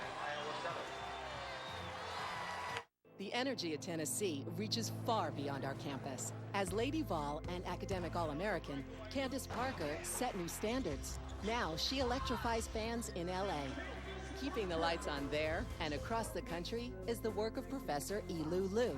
Her research on the power grid puts UT at the forefront of this national issue. Candace Parker and Elu Liu, two exceptional women. Both chose Tennessee. Big Orange, big ideas. 35-7, 6-6 Tennessee. Looking extremely impressive here, and they rallied late in the season. Remember, winning 3 of their last 4 games to become bowl eligible. And making a nice statement today against Iowa.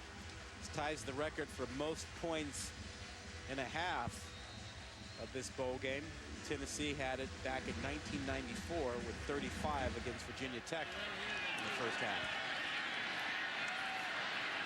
This is taken by the up man, Pleva. And in the quarterback carousel that continues to spin for the Hawkeyes. Well, wasn't it a make it, take it thing? You know, basketball, if you score, you stay out there. Yeah, we were told yesterday, as you look at the comparison, that if a quarterback led a drive, he'd come right back out. And Beathard going to stay on the field. This is the first time today we've seen a quarterback, I think, come out in consecutive drives for Iowa. Make it, take it. Kanziri about 6 yards deep.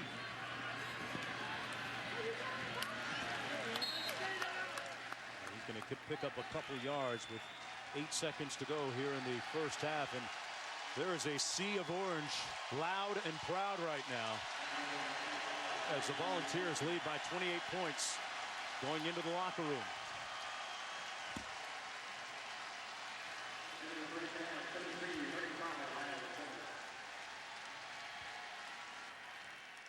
One of the youngest teams in the country, and youth being served right now today as far as the Volunteers go.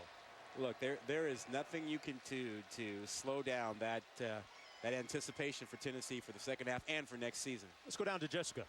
Well, Coach, one of the biggest stories coming in was how decimated you guys have been at wide receiver because of those injuries. How impressive you've been, specifically Pearson on the last touchdown. Well, he's shown resiliency the entire year, and that entire receiving core has shown that resiliency.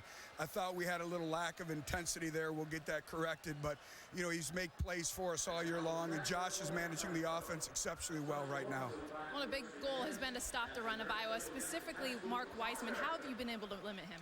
Well, we've been able to make him earn every yard that we get, but we have to do a much better job in the second half of containing the quarterback, but we gave up a couple big plays, but then we were able to have the big fourth down stop early on in the game, and that really helped from a momentum standpoint. I saw you had a word with a couple of refs there. What were you saying? I just think they're doing an outstanding job in representing their conference well. All right, thank you, Coach. Thank you. Hey, Coach. Can I ask you that question again? He said it's been the longest year in coaching form, but maybe the most rewarding. 35-7 at half. Time for the halftime report. Chris Cotter, Jesse Palmer, halftime report here inside our studios. And 35-7 Vols. Even Coach getting involved in the conference discussion there at the end. Impressive, though, for Tennessee. And a very young team, as Mark was saying, they're going to break. Good things for the future for Tennessee. It's apparent watching this game. Tennessee's the faster, stronger, more talented team. You can see why Tennessee fans so excited about 2015. All of the great young talent that Butch Jones has assembled. They're going to lose 3 starters next year. Right now, they have the number 6 class in high school coming in next year.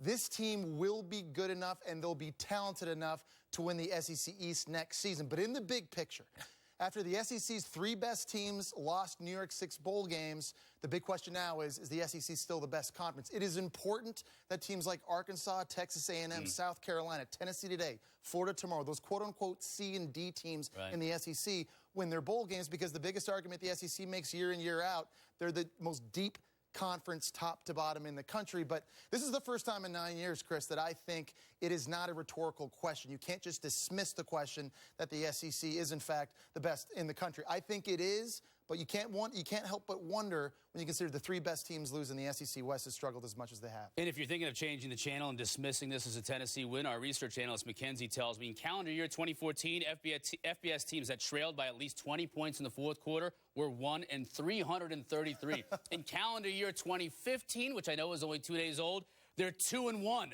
And we're going to show you one of those 2 teams that got the win earlier today in an unbelievable comeback for Houston when we return here on the halftime show.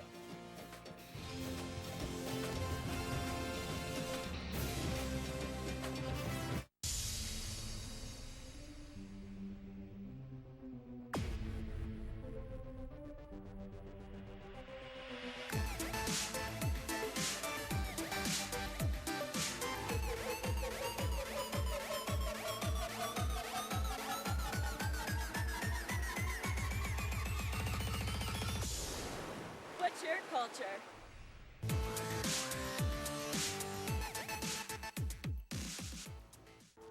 Your empire is how the world will remember you. It's where your dreams come to life. But you must not delay. Plan quickly, build quickly, or be destroyed quickly. Will you build an empire that lasts forever? Will you be my hero? Game of War. Play for free now from the App Store. Product not yet rated. It's not just about the new abilities. First strike. It's not about the new weapons either. Or the new maps. Extermination. It's not even about winning. Gun-tacular. Yeah, it is. It's all about winning. Y'all ready for some hot red on blue action? Xbox One, now $349. Well, a mortgage shouldn't be a problem. Your credit's in pretty good shape. Pretty good? I know I have a 798 FICO score thanks to the tools and help on Experian.com. Kaboom. Oh. Well, I just have a few other questions. Chuck, the only other question you need to ask is what else can you do for me? I'll just take a water. Get your credit swagger on. Become a member of Experian Credit Tracker and find out your FICO score powered by Experian. FICO scores are used in 90% of credit decisions.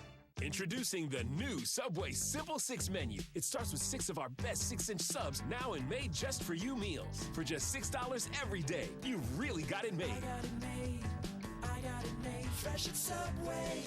Take your pick from 6 of our best subs, like the Italian BMT, tender turkey breast, sweet onion chicken teriyaki, and more.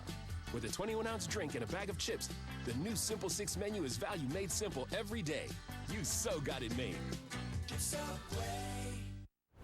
Lockheed Martin Armed Forces Bowl earlier today, Pittsburgh and Houston. We go to the fourth quarter, and James Conner, the carnivore, the caravan, Bull Connor, takes it in from 5 yards out. His second touchdown. Pitt up 31-6, so it's all over, right? Wrong. Houston fighting back. Here, Greg Ward is going to find Deontay Greenberry down just 14, Jess. But even at this point of the game, Houston wasn't playing at a very fast tempo. They were still running the ball. You wondered if they had already given up. Look at this onside kick. It's a squibber, but it's sort of on its end, yeah, too. It was like a corner kick in soccer. It was bending back, spinning on its top, and Houston recovers. Ty Cummings with the great kick. So on the ensuing drive, 4th down for Houston. Ward is going to find DeMarcus Ayers. Great pitching catch. Yeah, the USC transfer Ayers. Great job on the concentration on a critical 4th down, setting up another onside kick. Faking it one way, the other way, and again, on its end, rolling, and Houston recovers this onside kick. First play on the ensuing drive. Ward in the sideline is loving it, just having fun. Both these teams, by the way, with interim head coaches in this game. Ward is going to find Deontay Greenberry, and he takes it down to the 19. So it's 1st down for Houston. They keep rolling. 3rd and 16 from the 25. Ward fires to the end zone, finds Greenberry. Huge holes in the middle of the field of this Pittsburgh defense late gave Houston opportunities for explosive plays. All right, here's David Gibbs, the interim head coach, decided to go for 2 and basically the win. Ward scrambling, he finds Greenberry again. It's a nice job by Ward. He wanted to hit Ayers in the flat. It wasn't open. He gets through his progression, and Houston capitalizes for interim head coach Gibbs. Gibbs is taking it in stride, David Gibbs, and there's Joe Rudolph, the Pitt interim head coach. He's a little disappointed with it. Pitt still had a shot, though. On their possession, trying to get into field goal range. Voitek's going to hit a wide open Tyler Boyd, the All-American. Drops it. He's the best receiver Pitt's had since Larry Fitzgerald. It's a phenomenal throw by Voitek, not the result you were anticipating if you were him or Pitt. He can't believe it. Blewett would have had a shot from that distance. So Voitek, one final chance on his back foot, can't get the completion. Houston completes the largest 4th quarter comeback in bowl history. Cougars win 35-34. Now we've had a couple of those going back to the Cotton Bowl on New Year's Day, where Michigan State was able to get the upset over Baylor. So we still have a lot of bowl games left to play. I mean, you're talking about not only this game we're in right now, where Iowa's going to have a huge comeback to be able to come back and beat Tennessee, but later on tonight, the Valero Alamo Bowl, it's coming up as well. And you've got some interesting takes on this one when you talk about a UCLA team, maybe a little bit disappointing, and a K-State team that came so close to being involved in this playoff conversation. It's a big game for UCLA. They have an opportunity with the win to have back-to-back 10-win seasons for the first time since 97-98. When you talk UCLA, you talk a lot about their quarterback, Brent Huntley. This may, in fact, be his last game as a Bruin, but I think the big key for UCLA in this game, it's defensive line. Can they control the line of scrimmage and get pressure on Kansas State quarterback Jake Waters? They are big. They are athletic. They're led by Odigizua, Vanderdoes. These guys can win the one-on-one matchups, create penetration and pressure with only 4 guys leaving 7 in coverage. That is going to be a key factor in this game. For Kansas State offensively, they can stress you in a lot of ways running and throwing the football. When they throw it outside, Tyler Lockett, only 5'11", 175 pounds, excellent route runner, excellent hands. He's the school's all-time leading receiver in every major category. But they can also stress you in unconventional methods. They like these pop passes where Jake Waters appears as though he's running a quarterback draw. It's a slow developing play. Then they hit the fullback run, casket down the middle of the field, or their tight end down the sideline. This is a huge game, I think, for the Pac-12. In the last 3 years, the Big 12 6-2 in bowl games against the Pac-12. So a big game tonight. And here's another one, the late one, the Ticket City Cactus Bowl, 10:15 on ESPN. Washington, their great defensive front against Oklahoma State. Their young quarterback who's gotten a lot better of late. Should be a good one.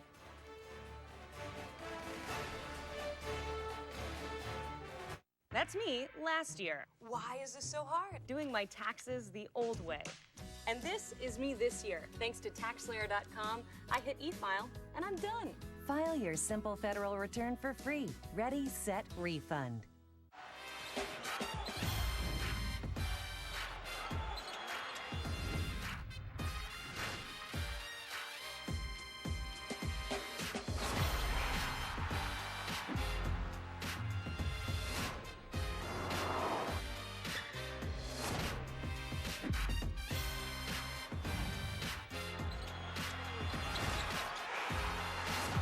Tire, the official tire of the NBA.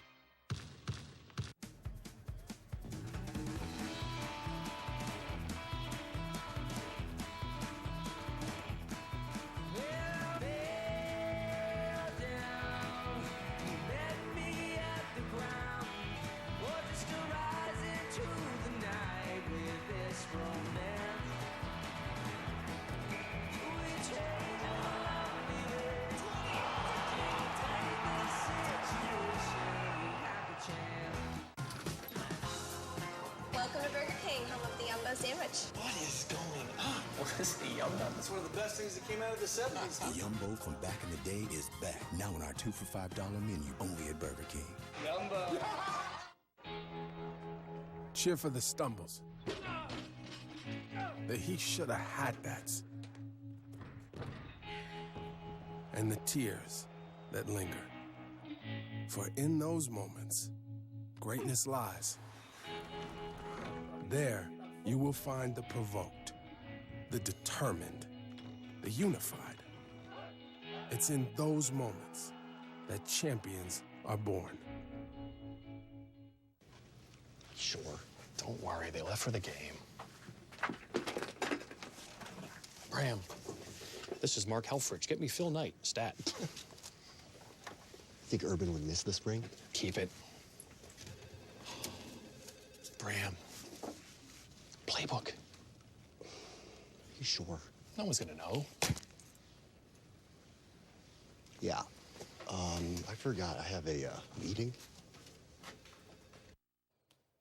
Well, after the Rose and Sugar Bowls last night, it's set. National Championship game presented by AT&T. January 12th, week from Monday up in North Texas.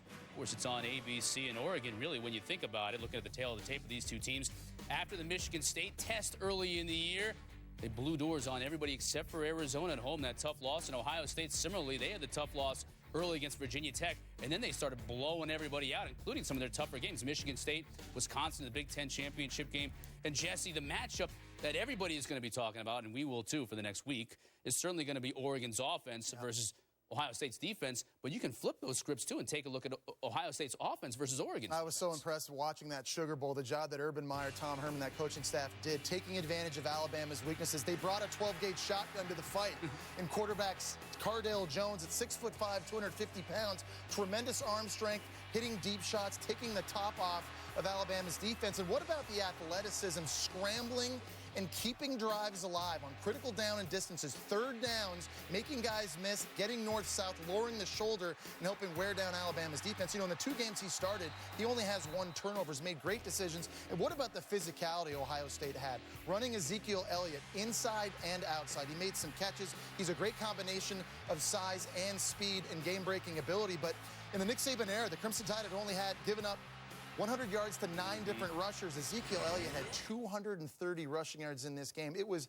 as impressive a game and game plan you could have had if you're Ohio State offensively. And the speedsters like Jalen Marshall we saw there and Devin Smith, they got a lot of skill on the outside too there.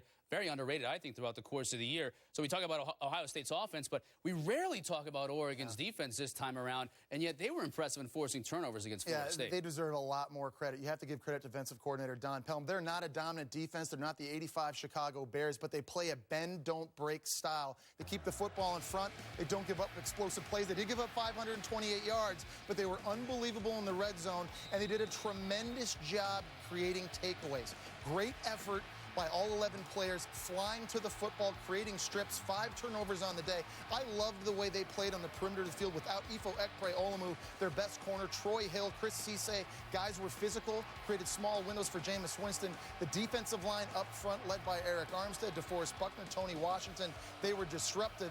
You've got to give this unit credit. They don't get a lot of it because of Marcus Mariota and how explosive their offense is. But you go back to November 1st, since the win against Cal, this defense has been lights out.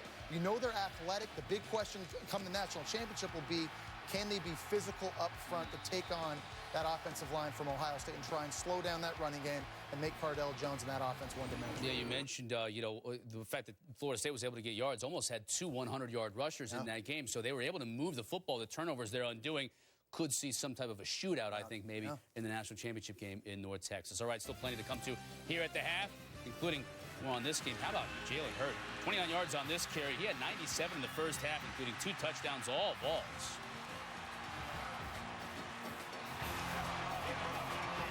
What's better than Golden Corral's hot and delicious yeast rolls? How about 6 free yeast rolls to take home? Free? That works for me. Hurry in with your family for our legendary dinner buffet and take home 6 yeast rolls absolutely free. Yup, that's how we roll. Only at Golden Corral. There are just some things you have to do when you live in this climate. They're not always fun.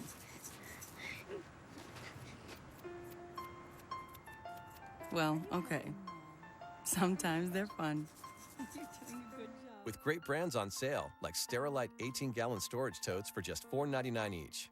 You can be sure that True Value has the right products and prices for any project you'll be tackling this winter. Behind every project is a True Value. A new look from Men's Warehouse is the perfect way to step into the new year. For 4 days only, take an additional 50% off all clearance items. Plus, buy one, get one free on almost everything else in the store. Confidence sold here, only at Men's Warehouse. Buy NBA League Pass and watch the excitement of the season with this special holiday offer. You'll get live NBA games on your TV, computer, tablet, and phone. Watch the incredible action anywhere. Buy NBA League Pass and save $30 with this special holiday offer. To order now, call 1-800-GET-SPORTS or visit directtv.com/NBA. I can't drive my car right now because I let my insurance lapse. But my friend just told me that if I was insured by the General, they would reinstate me right away. He also says I can get an anonymous quote and buy my insurance online. Okay, I'll go do it right now. Affordable car insurance with low payments, great discounts, and a choice of due date from the General. Get an anonymous online quote now. For a great low rate you can get online, go to the General and save some time. Tennessee's Joshua Dobbs is going to save electromagnetics and fluid dynamics for another day. It's all about scoring touchdowns on this day. He has one passing, one rushing, all balls at the half. Second half from Jacksonville next.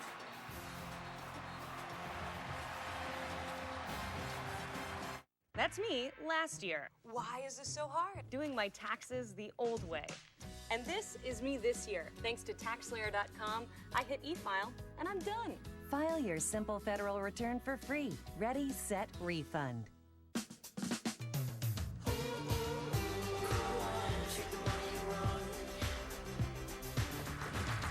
It's like you're getting away with something. New Crunchwrap Sliders. Crunchy Fritos. Craveable flavors just for $1. Take a deep breath in and exhale. And a gentle wave-like motion. Liberate your spine. Good. And reach. Toes blossoming. Not that great at yoga. Yeah, but when I slipped a disc, he paid my claim in just 4 days. 4 days? Yep. See why speed matters at Aflac.com.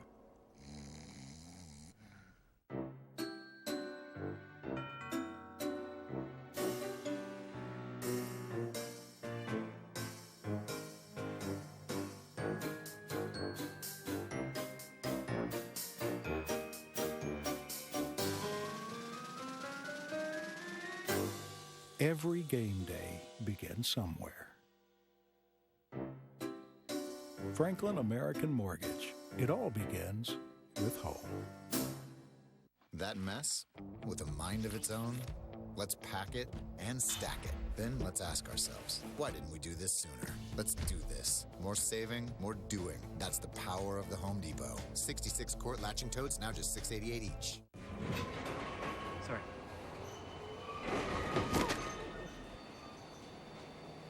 Your morning could use a hand.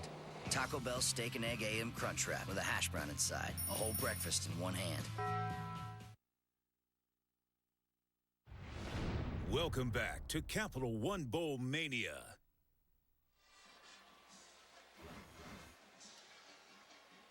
A panoramic view of Jacksonville, Florida. The backdrop tonight as we welcome you to the Tax Slayer Bowl. Third meeting all time between Iowa and Tennessee. And it's been all Vols so far in the first 30 minutes of play. They lead it 35-7. I'm Mark Jones alongside Rod Gilmore. Jessica Mendoza down in the field joining us in just a moment in this battle between the SEC and the Big Ten right now. The SEC with the edge, and Jalen Hurd, part of our storyline of experience versus youth, and Hurd, one of those young guys getting it done, Rod. Yeah, this got out of hand in a hurry, and Hurd's a big reason why. I mean, his youthfulness, his speed has made a huge difference. He's gotten to the outside, showed you his Marcus Allen-like stiff arm, his ability to change direction, and he by himself has rushed for more yards than the entire Iowa team. He's got 97 yards rushing. Iowa's picked up 68. And a lot of this has come to the outside. It's the perimeter game we talked about at the top of the show, using their speed to get to the outside and impact that Iowa defense, and it's worked. Hurd, a 6'3" freshman from Hendersonville, Tennessee. Some good numbers, 97 yards rushing in the first half. The only thing I don't like about him is that he gives me these flashbacks to Marcus Allen at USC, you know, scooting by me or stiff-arming me. Looking at his cleats on the way to the end zone. Yeah, exactly. You know, he's got a little bit of Robert Smith in him, too. Interesting. They said Robert Smith, our colleague at ESPN for a while, was a long stride. Yeah. You see some of that long stride? Yeah, there is some Robert Smith in him as well. Fortunately, I didn't have to play against Robert Smith.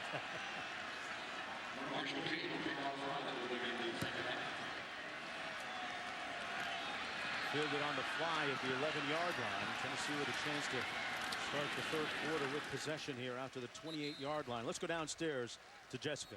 Well, guys, a big question for Iowa would be who would stay at quarterback in the second half. Coach Ferentz had told us before the game he would evaluate at half, but he just came out and said, how can I evaluate that? He said, right now, looking at these quarterbacks, and I'm also more concerned about my defense. And you hit it on the head, Rod, when you said that he has to contain and keep Tennessee from getting to the perimeter. He said, after that, we got to figure out how to tackle.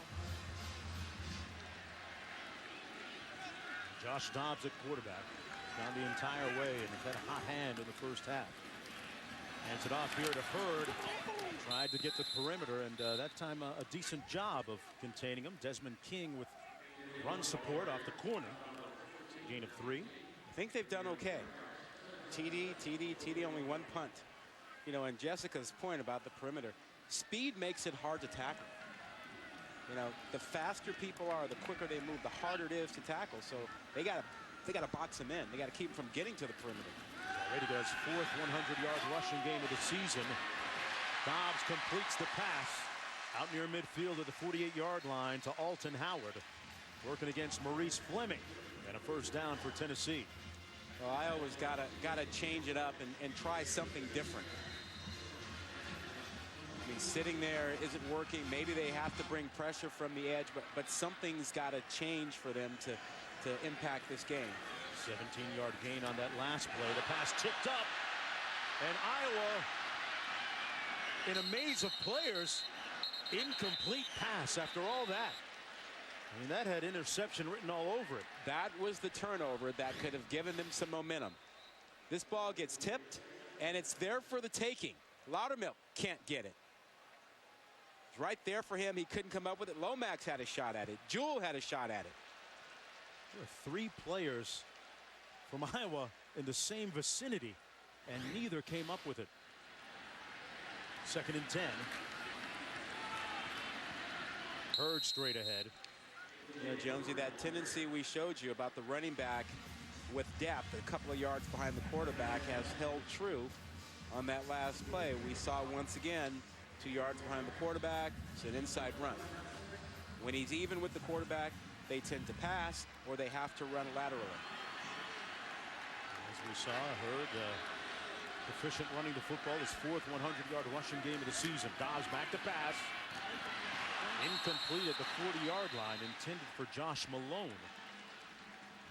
And a rare 4th down for Tennessee.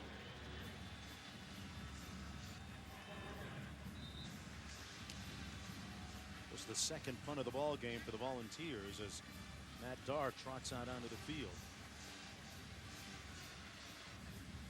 Tennessee looking for their first bowl win, folks, in the last 7 years. Back in the bowl picture for the first time in 4 here today.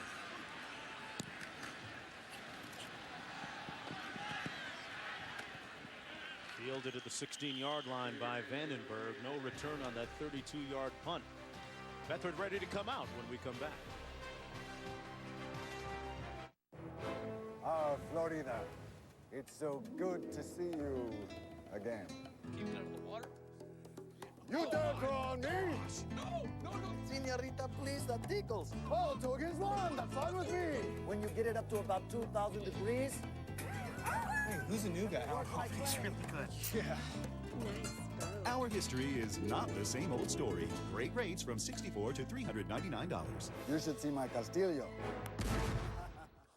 Oh, I will never light up the world. Here, boss, try a Red Bull. Red Bull? Ah.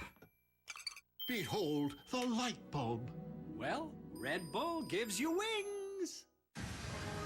All clear. And then Santa's helpers boarded the train, and off they went. And that's how we got it.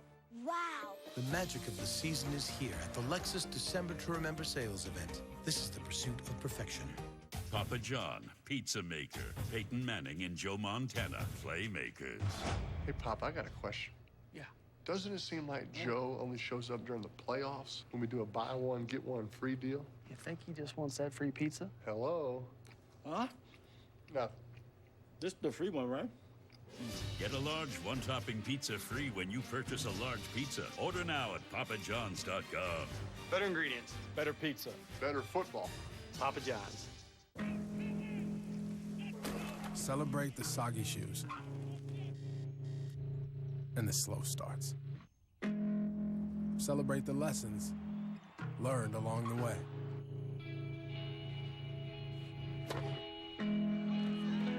These are the wins. Not the shiny, nail-biting kind. These are the last a lifetime kind. The road to the championships begin with huge matchups in the wild card round. This time of year, great players make your legacy. ESPN postseason NFL countdown. Tomorrow at 11 a.m. and 3 p.m. on ESPN.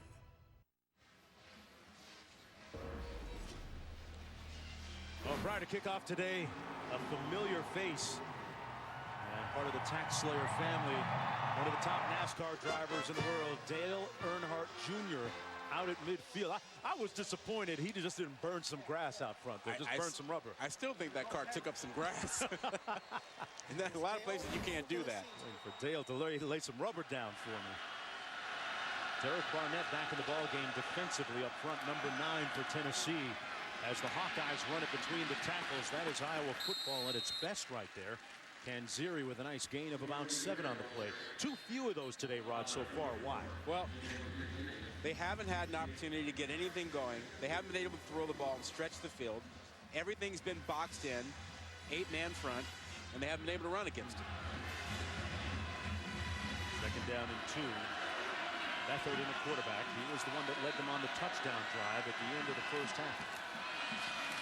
This is his 3rd straight possession, and one more burst by Kanziri. And a great block out front from none other than Brandon Sheriff.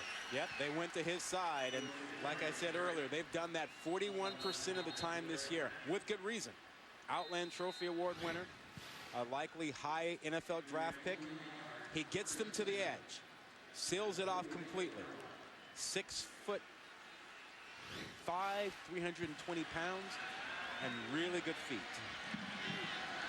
Mark Weissman now the deep back.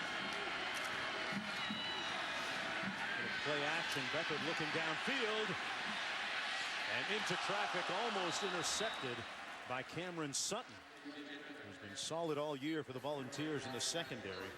One of their top cover corners. Yeah, Jonesy, one change I've noticed for Iowa offensively. They've gone to a 3 wide receiver set to try and loosen up the box so that they can run. They've been able to run a little bit inside. You see now they've spread it out again. They're 4 wide receivers here on the 2nd and 10. But they've actually tried more formations to give themselves a little bit more room. On 2nd and 10, little receiver screen and nowhere to go that time. But Damon Powell brought down immediately by Reeves Maven, a loss of 4 on the play. Yeah, until they complete one of those deep balls, they're just really not going to have a lot of room. You see the numbers right there. Rudock been in for 12 plays. Beathard's had 27 plays. Only 1 score. Iowa coming off a couple of disappointing losses last 2 games in the regular season against Wisconsin and Nebraska. Close losses. Trying to right the ship and end it on a positive note. 3rd and 14.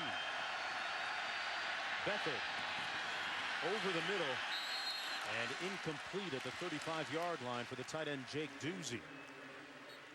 And fourth down coming up for the Hawkeyes. Can't blame protection. Got a lot of protection on that left side by Brandon Sheriff. Look at this. Great job. He's working on Lewis there, and Lewis has no chance of getting inside. Evoking images of Nick Gallery. Played that left tackle for so many years and in the NFL as well for Iowa. They've created some pretty good linemen. Part of the culture here. For the Hawkeyes, the fair catch, no fair catch called at the 13 by Sutton. And Sutton brought down just shy of the 25-yard line. Under the lights here at Everbank Field after the 39-yard punt. We'll be back after this. And then Santa's workers zapped it right to our house. And that's how they got it here. Cool. The magic of the season is here at the Lexus December to Remember sales event. This is the pursuit of perfection. Your old 401k is rolled over into a TD Ameritrade IRA. So, no setup fees?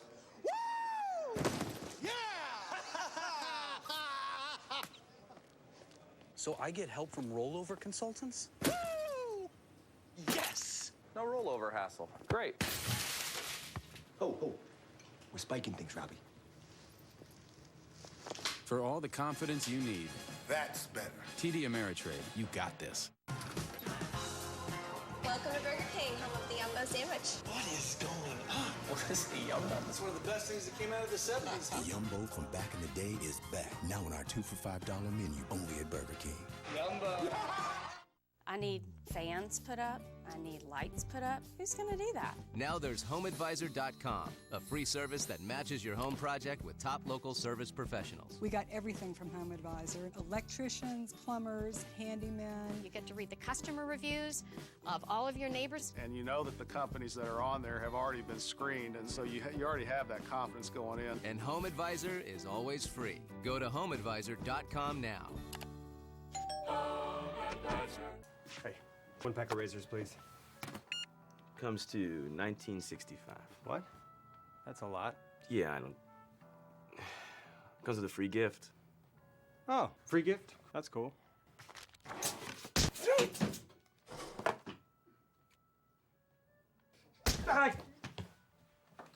Tired of getting beat up by high razor prices? DollarShaveClub.com ships amazing razors for just a few bucks. Oh, free gift. The 2015 Tax Slayer Bowl is brought to you by Florida's historic coast, St. Augustine, Ponte Vedra, and the beaches, and Interstate Batteries, outrageously dependable. Look at beautiful Jacksonville Beach, some of the surrounding area. Getting a chance later to go over to Jacksonville University and pop in on my son. Yeah. And, head coach Tony Jasic of the basketball team and Donnie Horner, the athletic director, doing a great job building that team. And tell young Jonesy he was expected at the hotel. He didn't drop by. I got to go see him. That's how it works. The pass complete to Von Pearson. And Pearson with a nice catch for 17 yards. Tennessee next year with a little bit of an opportunity. When you look at another top-ranked recruiting class coming in, the one that came in last year. 1st and 10. He's one of those talented youngsters. Hurd breaking some tackles. Rod, they've got a little bit of a chance here, you think, right? Well, yeah. I mean, they've got a nice home schedule. They get Georgia at home. That helps them. You know who you don't see on that schedule? Don't see Alabama. Don't see the Mississippi schools. Actually, Alabama was on there, but the Mississippi schools. Mississippi schools are off. Alabama is October 24th. But no Mississippi, no Auburn, no A&M. They get Georgia at home. That's helpful. They got to go to Florida. Now, young team, you mentioned number 6 recruiting class coming in for 2015, number 5 last year. I still think they're 2 years away. 2 years, not next year, 2 years. Well, this bowl experience the youngsters are getting, like Hurd and Dobbs, is certainly helping. Dobbs on the loose. And a first down inside the 30-yard line for the Volunteers. Maurice Fleming making the stop on the 20-yard gain. And in 2 years, this team will be a heavy junior, senior team. And your most successful teams tend to be really populated with a strong junior class and senior class. And in 2 years, Tennessee will have that. Next year, they should be better. They'll still be pretty young. And a bunch of freshmen start games this year. On 1st and 10. Oh, boy. Hurd breaking tackles again. Yeah, they had, oh, man, a couple of dozen freshmen. 23 freshmen played this year. He's one of them. 11 of them started. He is so good. I mean, he is such a good lateral runner. Play fake and pass complete.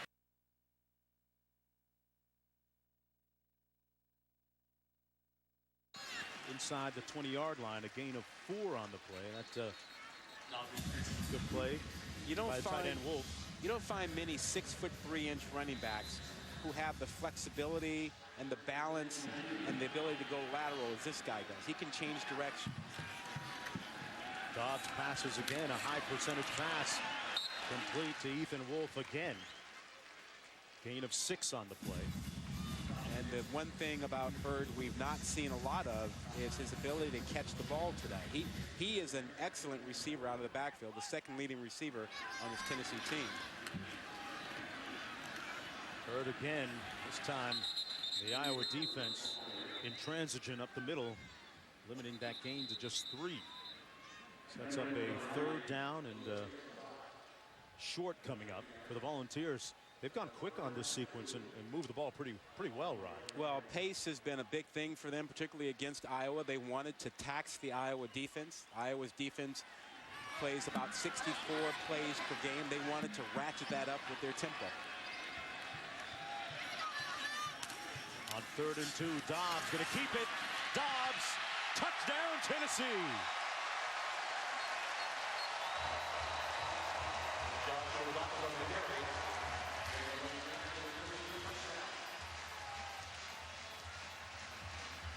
This is really escalating. He is having a heck of a night. Forecasting some things for 2015.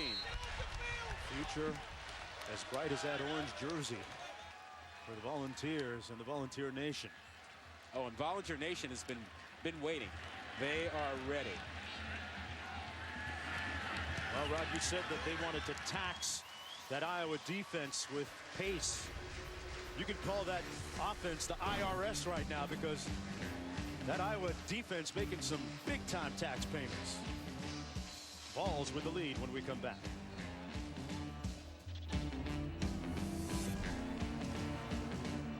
That's me last year. Why is this so hard? Doing my taxes the old way. And this is me this year. Thanks to TaxSlayer.com, I hit e-file and I'm done. File your simple federal return for free. Ready, set, refund. Then all the parts come together, and there it is, our new car. So that's how Santa fits it in his sleigh. Wow. The magic of the season is here at the Lexus December to Remember sales event. This is the pursuit of perfection. She inspires you. No question about that. But your erectile dysfunction? That could be a question of blood flow.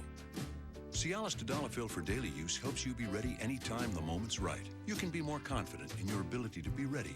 And the same Cialis is the only daily ED tablet approved to treat ED and symptoms of BPH, like needing to go frequently or urgently. Tell your doctor about all your medical conditions and medicines, and ask if your heart is healthy enough for sex. Do not take Cialis if you take nitrates for chest pain, as it may cause an unsafe drop in blood pressure. Do not drink alcohol in excess. Side effects may include headache, upset stomach, delayed backache, or muscle ache. To avoid long-term injury, get medical help right away for an erection lasting more than 4 hours. If you have any sudden decrease or loss in hearing or vision, or any allergic reactions like rash, hives, swelling of the lips, tongue, or throat, or difficulty breathing or swallowing, stop taking Cialis and get medical help right away.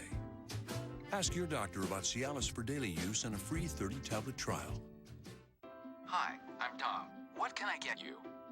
I need 6 large pies, pronto. Sounds like a party. Whoop, whoop. Introducing voice ordering on the Domino's app. Right now, get 2 medium, 2-topping pizzas for $5.99 each. All clear. And then Santa's helpers boarded the train, and off they went. And that's how we got it. Wow! The magic of the season is here at the Lexus December to Remember sales event. This is the pursuit of perfection. Well, the NFL playoffs start tomorrow on ESPN. Cam Newton and the Panthers taking on the Arizona defense and the Cardinals. Panthers-Cardinals NFL playoffs wild card round tomorrow at 4:20 Eastern on ESPN as the golden hues across the landscape cascade down here in North Florida, in Jacksonville, America's largest city by landmass. And if you tried to drive all the way out to Amelia Island, where one of the teams was staying, it was a nice little scenic tour. Right? Took us a while. Let's go one more look at that touchdown and tell us what the key was. Well, there are a couple things you want to see. Watch Alex Ellis get a reach here, and then a nice little kick-out block there by the back lane. It's just such a good thing, and this is getting to the perimeter. Stop it right there. You see, look at that huge hole. Look at all that, because you got a reach block, and then you get your running back lane to give you a kick-out. Just, I could cruise through that. Room service, as Dobbs is putting together some pretty impressive statistics today. And not bad for a guy that people forget now, Rod. He was the starter for just the last 4 games of the season, won 3 out of the last 4 starts. Got them bowl eligible. And he's 15 of 18 passing for 124. He's on his way. Well, a daunting task ahead for the Hawkeyes. And Ziri with a nice burst between the tackles, picking up the first down, got 11 on the play. You know, Iowa fans were disappointed this season, obviously with the loss to Nebraska to end the season, but there was also the expectation that Iowa had a shot to have a big year. You know, they didn't play some of the big boys. Some picked them to get up in the championship. Well, they didn't have Ohio State. They didn't have Michigan State. They didn't have Michigan on their schedule. So going into the season, a lot of people thought, hey, there's a sleeper. Didn't quite work out. A couple of close losses, especially bitter at the end of the season to Nebraska and to Wisconsin. That pass incomplete. Beathard in a quarterback still, intended for Smith. And if you believe in scheduling as an opportunity, take a look at Iowa for next year. Again, they skipped Michigan and the Harbaughs, the Fighting Harbaughs, Michigan State, and Ohio State. So you'd think that gives you a nice schedule. But they had that this year and did not win their division. You had me at Fighting Harbaughs. 2nd and 10. And that really does great things for the profile of the Big Ten. With him signing up with Michigan, this is Beathard on the move, showing a nice burst of speed, running for the first down. Beathard is a quarterback, keep in mind, he did get 1 start this year and won that start against Purdue. But then it was back to number 2 quarterback status after that. That was all when Rudock injured his hip. And he is the grandson of Bobby Beathard, longtime NFL GM. And has had his own little stardom in a video for Kenny Chesney. Chesney being a family friend, even though he is a huge Tennessee football fan. Yeah, going back to the days of Conridge Holloway. Fumble. Beathard lost it, and Tennessee's got it. Brian Randolph pouncing on that loose ball for the Vols. As things continue to go awry for the Hawkeyes. Just a bad exchange. It looked like it was clean the way it came up, but Beathard couldn't handle it. And Randolph looked like he was the volunteer who got on top of it. As frequently as they've changed quarterbacks, I'm surprised maybe we haven't seen more of those exchange issues. Yeah, I'm just not a fan. I'm not a fan of alternating quarterbacks every possession. Beathard got 2 in a row because they scored a touchdown. I just think you got to pick a guy and let him play. From midfield, it'll be 1st and 10 for the Volunteers. 6.5 to go in the 3rd quarter. Tennessee looking for their 7th win of the season against 6 defeats.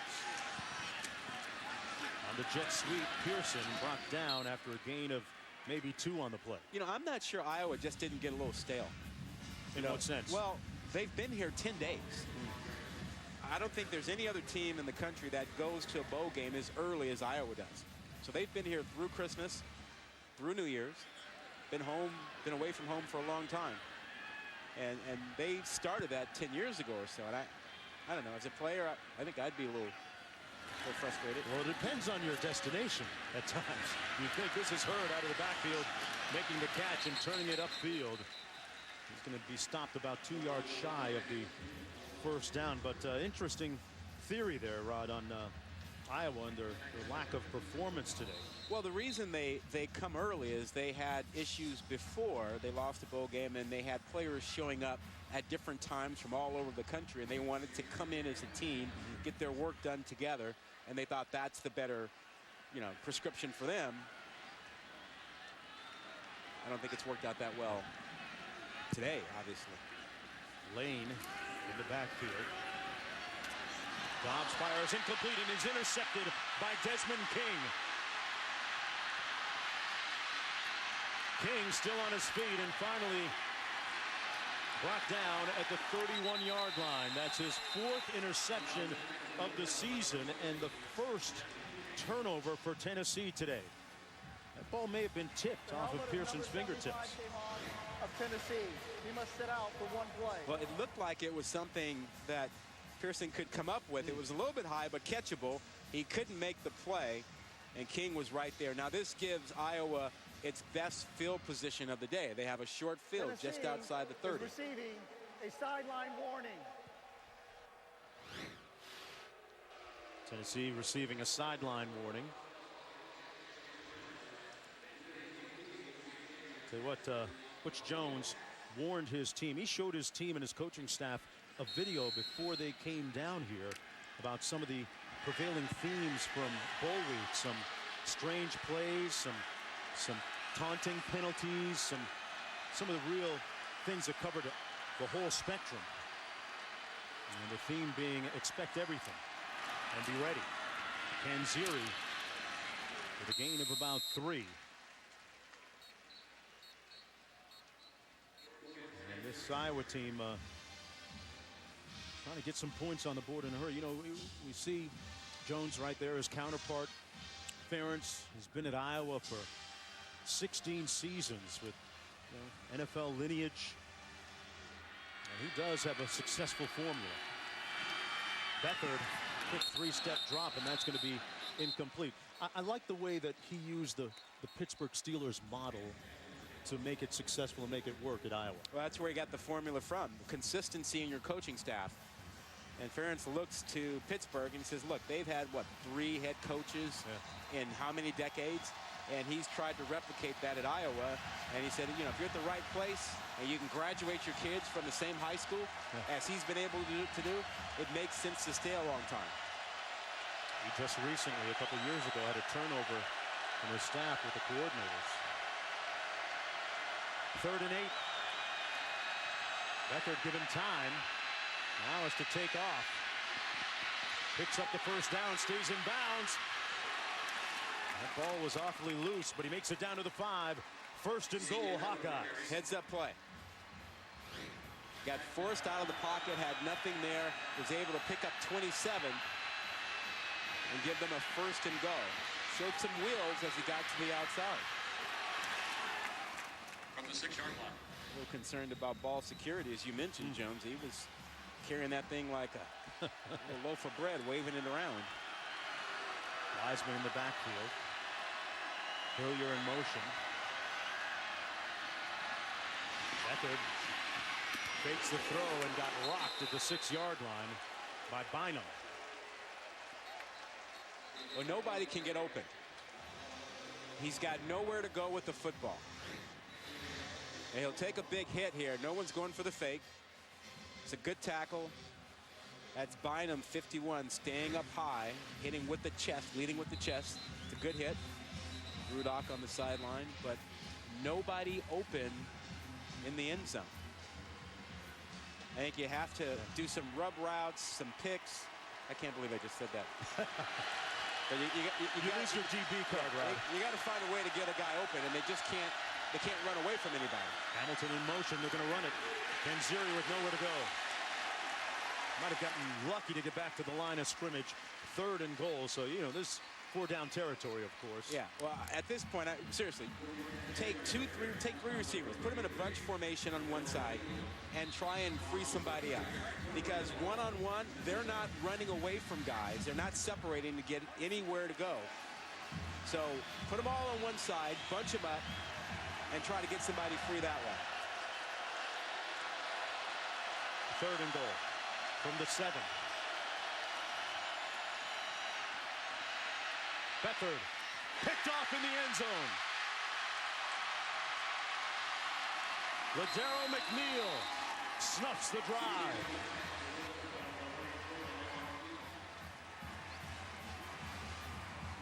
His 2nd interception of the season. He's just sitting in the end zone. Watch the safeties, 37 and 33, drop into the end zone. They're just hanging, waiting, reading the eyes of the quarterback. Good job there by McNeil, 33. He was the right safety. He just reads Beathard's eyes. Takes him right to the football. Well done.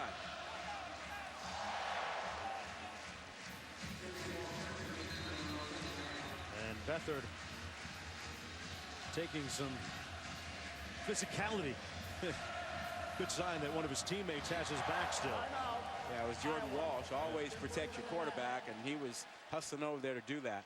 It's a 30-second timeout. But when you're the quarterback looking into the end zone, first and foremost, you have to figure out if you're facing man coverage or zone coverage.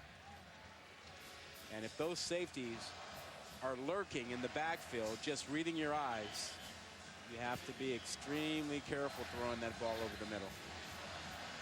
Well, Kirk Ferentz told us in our meetings yesterday, Rod, he said, hey, none of us are in denial right here. He said the sky isn't falling. We're trying to build something. But that's a tough sell to the Hawkeye fans watching today. Well, they were albeit there's some truth to what he says. Yeah, they were frustrated, fans alike, about the Nebraska game, a game they thought they had put away, and they turned the ball over an awful lot. And then there was some unrest about quarterback play and how Rudock played in that game. And then there was the notion that Beathard was talking about, or his family was talking about, he might transfer. And it seemed like the sky was falling. And he's trying to make sure everybody understands, no, things are being blown out of proportion. All is calm. As calm as it can be when you're down 42-7. Lane, no gain on the play. We talked about the pace and space approach of Tennessee offensively. Those are two buzzwords used by not only head coach Butch Jones, but a certain NBA championship head coach. Tell you about that after this play. And 2nd and 9. Open downfield and incomplete. Intended for Howard, using some of that pace down the sidelines. And you know, Butch Jones received a visit and frequently communicates with Eric Spoelstra, the NBA head coach of the Miami Heat, championship head coach, and they talk a lot about philosophies that transcend their sport. And one of them, of course, pace and space, spreading people out, having a lot of interchangeable parts, and being able to be successful with that philosophy on offense. And letting your athletes be athletes. Yep. Well, let them play. Spoelstra made a visit to the Vols last year. Dobbs going to take a sack here back at the 4-yard line. Good surge up front by Jaleel Johnson. Well, there was pressure. That was the first time we've seen Iowa come with that blitz. It was a field blitz. They brought the strong safety from the field side, and they had a chance to make a play and put some pressure. That was Jewell, 43, who came in from the field.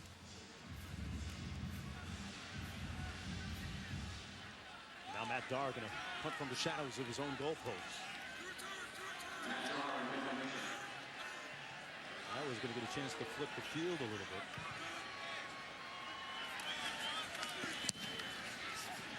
A high spiral from midfield. Vandenberg. And Vandenberg is brought down almost immediately. A 5-yard gain on a 46-yard punt.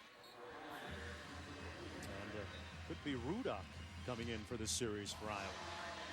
53 seconds to go here in the third quarter. Mark Jones chopping it up with Rod Gilmore. And Jessica Mendoza down to the field under the lights here at Everbank Field in Jacksonville, Florida, part of the Tax Slayer Bowl.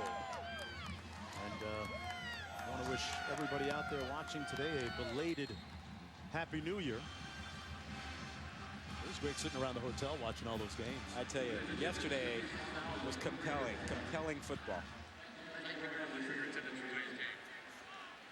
Kanziri in the backfield. Two receivers split to the bottom of the screen. It's Kanziri. He's had a lot more success here in the second half. Still on his feet. Down to the 13-yard line.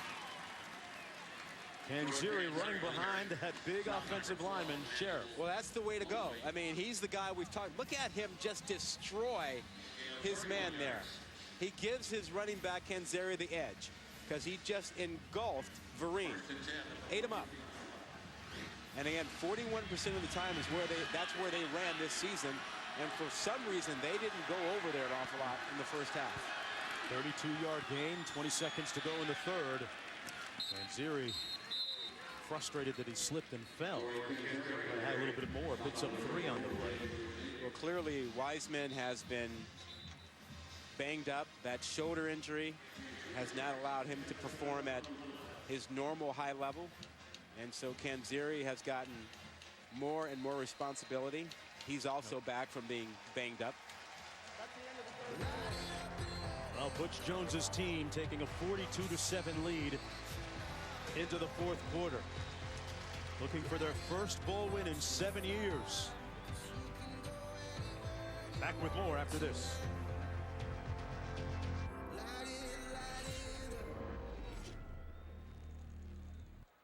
National Championship, Monday, January 12th on ESPN. That's me last year. Why is this so hard? Doing my taxes the old way. And this is me this year. Thanks to TaxSlayer.com, I hit e-file and I'm done. File your simple federal return for free. Ready, set, refund. And then Santa's worker zapped it right to our house. And that's how they got it here. Cool. The magic of the season is here at the Lexus December to Remember sales event. This is the pursuit of perfection. What's better than Golden Corral's hot and delicious yeast rolls? How about 6 free yeast rolls to take home? Free? That works for me. Hurry in with your family for our legendary dinner buffet and take home 6 yeast rolls absolutely free. Yup, that's how we roll. Only at Golden Corral. John Jones, no matter where you go, boy, I'm coming. Expect very malicious, violent things to happen. I have been waiting for my equal for so long. Please be that guy, John Jones.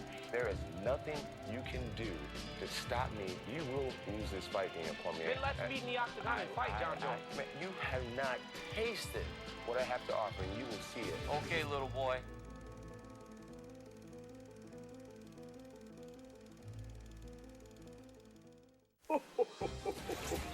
Then all the parts come together, and there it is, our new car. So that's how Santa fits it in his sleigh.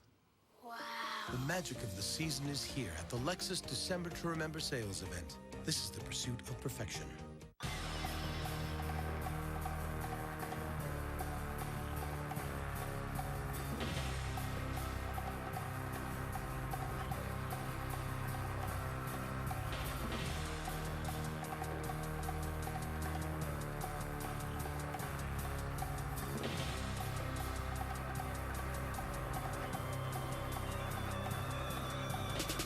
Cardinals-Panthers, tomorrow at 4:20 on ESPN.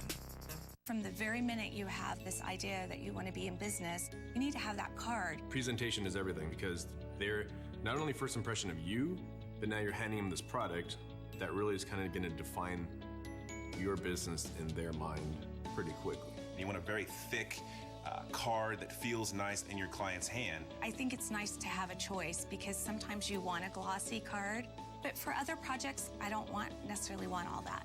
Your business card is a reflection of you. It should say exactly what you want. With a range of design, stock, and finish options at Vistaprint, it will. Get 500 business cards starting at just $9.99. Just enter promo code TV500 at Vistaprint.com. That business card, when I make a connection with someone, has to be phenomenal. It has to be elegant and invoke all the things that Diamond stands for. Just that professionalism is going to make you as a business owner more successful just right off the bat. Vistaprint.com. Take a look at our game summary back for the start of the fourth quarter, and Tennessee's quarterback Josh Dobbs with a masterpiece so far, getting a lot of help from Jalen Hurd in the backfield. Iowa, though, right now with the football. 2 tight ends, and actually 1 tight end, 3 wideouts. On 2nd and 7. Rudock. Close, and they're going to mark it just short. Well, the most productive part of their offense has been the quarterback scramble. Break out of the pocket and find something, because the design runs have not been that good, and the passing attack has been non-existent. And that's because they haven't been able to stretch the field, get anything open, and so Tennessee has just been sitting on top of everything, as you see.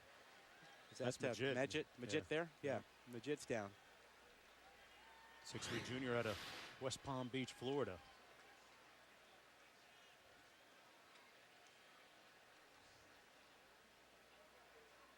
He grabbed his leg immediately. It almost looked like it got caught under him a little bit. Good to see him up and off under his own power. 1st and goal, meanwhile, for the Hawkeyes after that nice run by Jake Rudock. Rudock out of St. Thomas Aquinas, played for legendary high school head coach there, George Smith. Just line up and go after it. And that's who you are. You know what I mean? Yep. I mean, not so much for today, but for your style of play, your character. Don't concede that you cannot run it in from 1 yard. Wiseman, the deep back out of the eye. Wiseman on the call. Touchdown, Iowa. Just getting across the goal line. I like it. I like the fact that they said, you know what? We are a power-running football team, and we're going to play our style. We're not going to roll out. We're not going to try and throw the ball. We're going to line up and just pound it in. And I think even if they hadn't gotten it in there, they would have lined up and gone right back. And they do run power. They pull the right guard, Jordan Walsh. Wiseman gets in behind him. And from that other look, it looked like the ball did break the plane. Yeah, he was in. Wiseman, keep in mind, walked on at Iowa. 3rd game of 2012. He moved from fullback to tailback out of necessity and has been successful ever since. Back with more in a minute.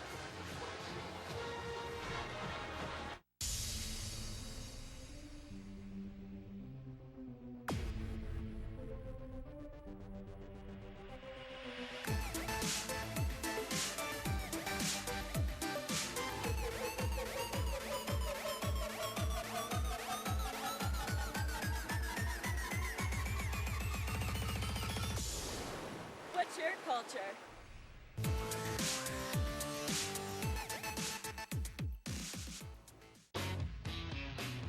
Introducing the Pub Diet from Applebee's. Your bar and grill favorites made a little better for you. You get your favorite steak, and you get it with whole grains. You get delicious cedar grilled chicken, and you get it with quinoa. You get a low bill, and you get it with a big smile on your face. The Pub Diet starts at $9.99, only at Applebee's. Hey, Ralph Punzel. Oh, hey, Ronnie. Where are you headed? Great Clips. You're getting a haircut? I checked in already. Using their online check-in. Online check? It saves you time. You're getting a haircut. Why? Thinking about applying to astronaut school. That's cool. Okay, I'll see you, Ronnie. Next time, save time. Download the online check-in app today. Great Clips. It's gonna be great. Check into cash. You filled all the stockings this holiday season, and now your wallet's empty. Don't start the new year worrying about bills. Get the cash you need today at Check Into Cash. We offer payday advances, auto title loans, and lots of ways to put the cash you need in your pocket today. And we make it quick, easy, and confidential. So stop worrying and stop in to Check Into Cash today. Visit checkintocash.com for the store near you.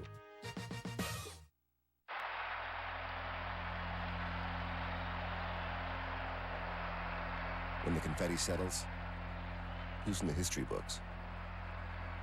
The National Championship, Monday, January 12th on ESPN.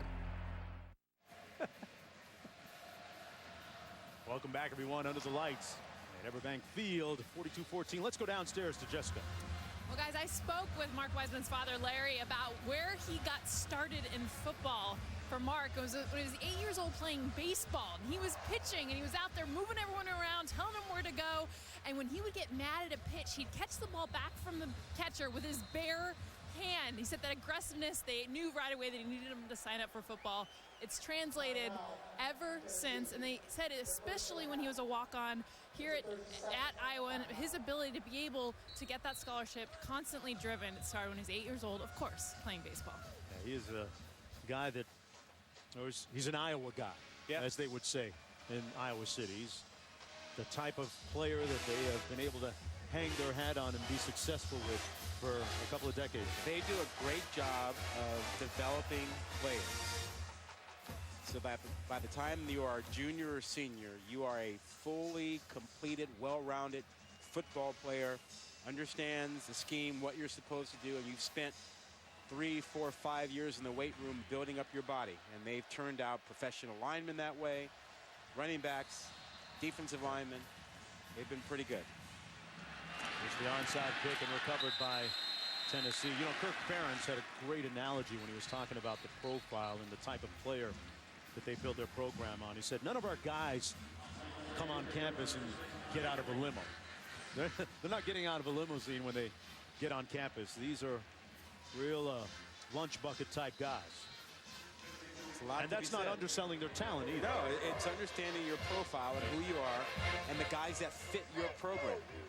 Guys have to not only fit the style of play, but they have to fit the culture. They have to fit the community. I mean, if you don't like being in the Midwest, you don't need to be there. If you're a West Coast guy, you're going to be uncomfortable if you're there.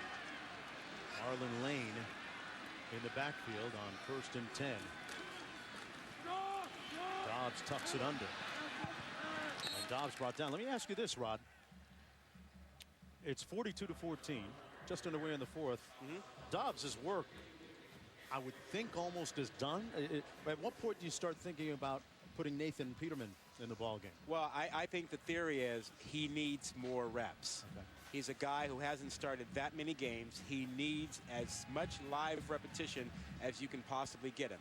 And as long as you keep him out of harm's way, you know, he'll be fine. He's going to be your guy next year. There's no question about it. So get him as much time as you can. 28-point margin right now. Dobbs trips and falls forward back to the line of scrimmage, setting up a 3rd down and long now for Tennessee. Dobbs, a 6'3" sophomore.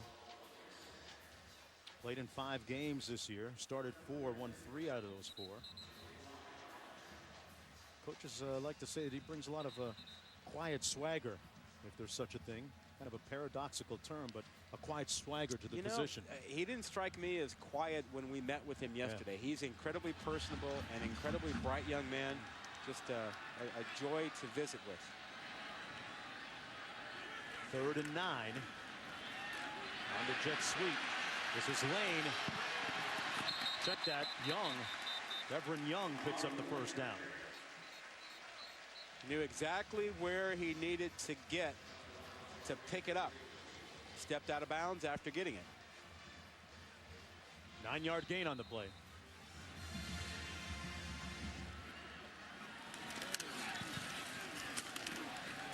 Straight ahead to Young again.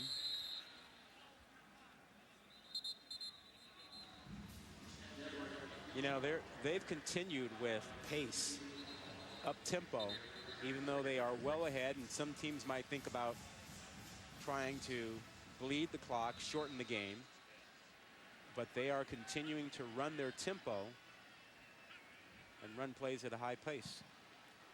You know, I ran into some coaches during the break, and they said their goal was to get as close to 100 points as they could. Yeah. Well, determined is Marlon Lane. Got down close to that 1st down marker, 100 points. That means they're going to let the 2s and 3s, if they get in, keep going hard. I think they were exaggerating, but the point was they were going to keep going forward, not slow it down. And right now, the Iowa defense has already been on the field for 60 plays. Hey, Rod, with the scores we see in college football these days, 100 points is not out of the question. That's the way we're going. You think in terms of yesterday's playoff games? I mean, big points are scored. Yeah. Oregon hanging 59 on Florida State. And how about Alabama giving up 42-35 with their defense? 3rd down and 1 for the Vols. Straight ahead, Marvin Lane. And he picks up the 1st down, burning a little bit of clock, keeping it on the ground, keeping the sticks moving.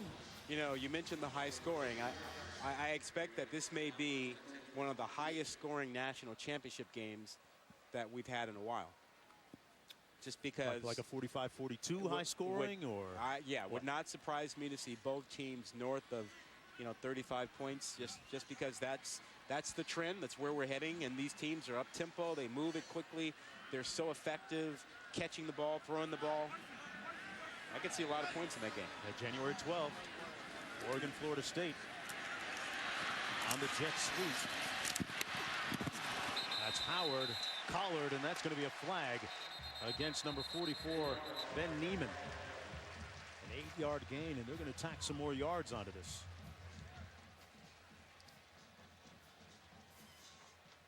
Well, Howard and others have stepped up and done a nice job with all the injuries. Personal foul, face mask, number 44 of the defense. Half the distance to the goal line. That's an automatic 1st down. That's Neiman flagged with this. There's the left hand on Howard. Again, Tennessee coming into this game with a bunch of injured receivers and other players. 4 wide receivers were down, and Howard, among others, stepped up.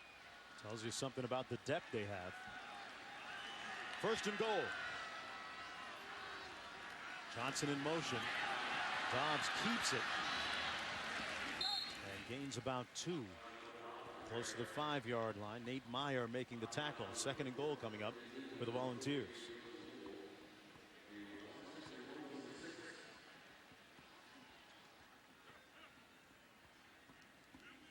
Dobbs has been, if not that spectacular, but extremely efficient in his play today and decision making.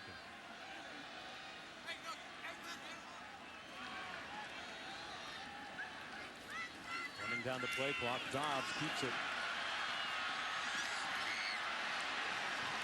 He's going to be lucky to get back to the line of scrimmage. Might have lost a yard. Jaleel Johnson and Desmond King on the stop. 3rd and goal. Yeah, see, now there's Hurd on the sideline. I was wondering why he wasn't in. I don't know that I would be running Dobbs that much at 42-14. If I want him to have reps, I want him to have reps to do some reads and to throw the ball. I don't know that I need him to do quarterback design runs here and just take shots at the end of this ball game.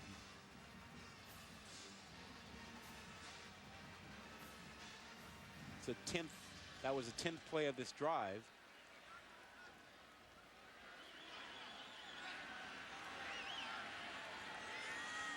Three on the play clock.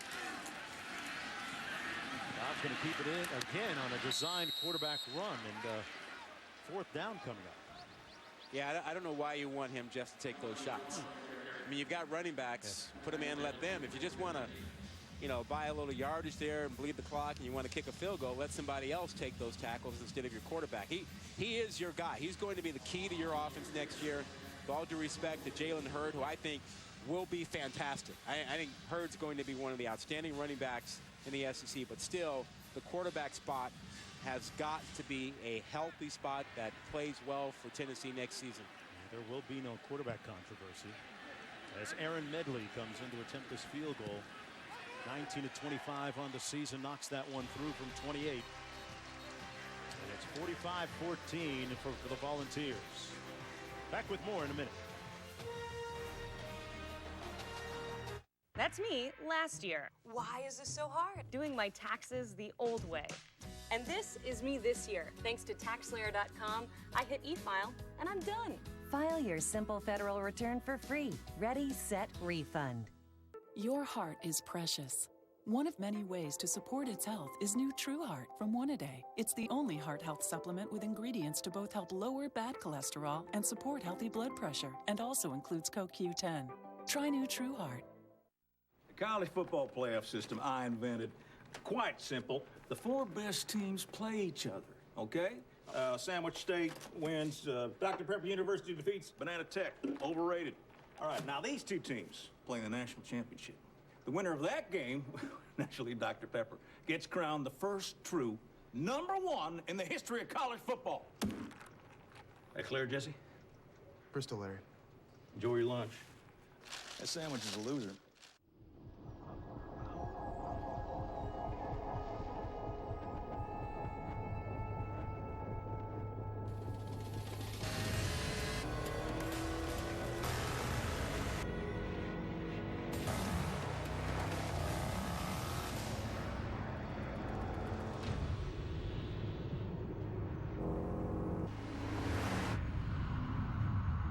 Range Rover Sport. Land Rover, above and beyond. This is the story about Billy Joe and Bobby Sue. Go on, take the money and run. Go on, take the money and run. Go on, take the money and run. Take the money and run. It's like you're getting away with something. New Crunchwrap Sliders. Crunchy Fritos, craveable flavors, just for $1.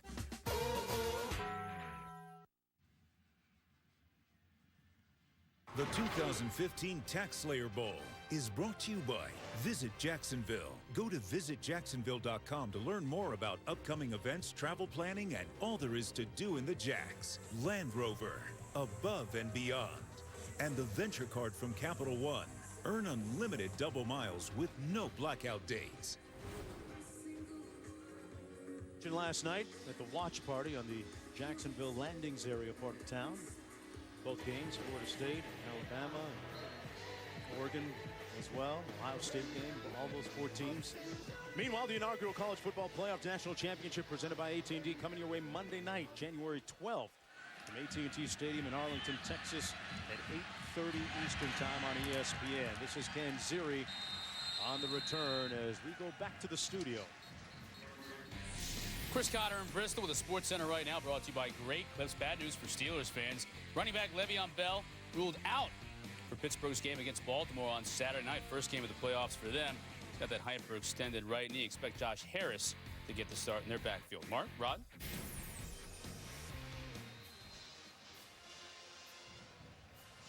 First and 10 from the 15.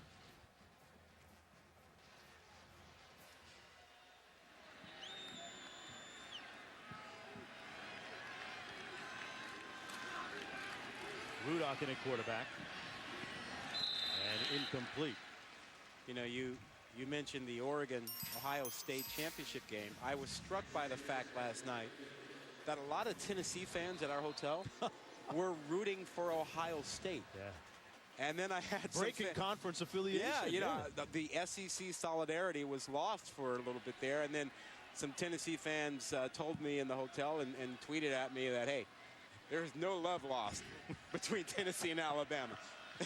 And some of it was centered around Lane Kiffin. Rudock complete this one.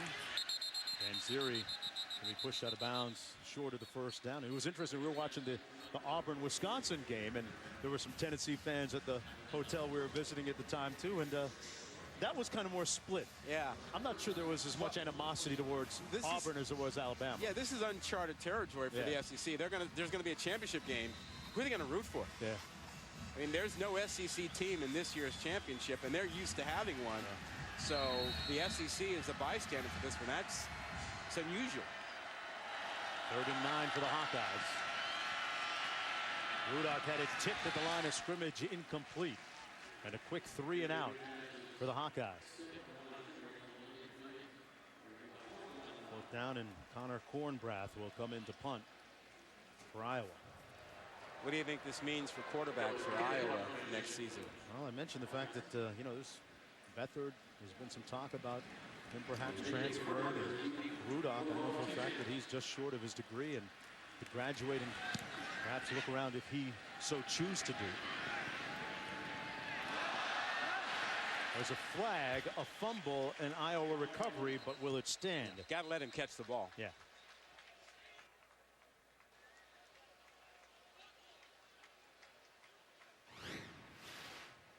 Fair catch. Got to give him a clean opportunity to catch the ball. That's going to be flagged, and that's going to be a Tennessee football. Kick catch interference. Number 13 of the kicking team. That 15-yard penalty will be enforced at the spot of the foul. First down. Timeout. Jacksonville aglow at night as we come back in a minute. Rockets Cavs at 7. Suns Wolves at 9:30. Wednesday on ESPN. That's me last year. Why is this so hard? Doing my taxes the old way. And this is me this year. Thanks to TaxSlayer.com, I hit e-file and I'm done. File your simple federal return for free. Ready, set, refund. I have a cold with terrible chest congestion. I better take something. Theraflu Severe Cold doesn't treat chest congestion. Really? New Alka-Seltzer Plus Day Powder rushes relief to your worst cold symptoms plus chest congestion. Oh, what a relief it is.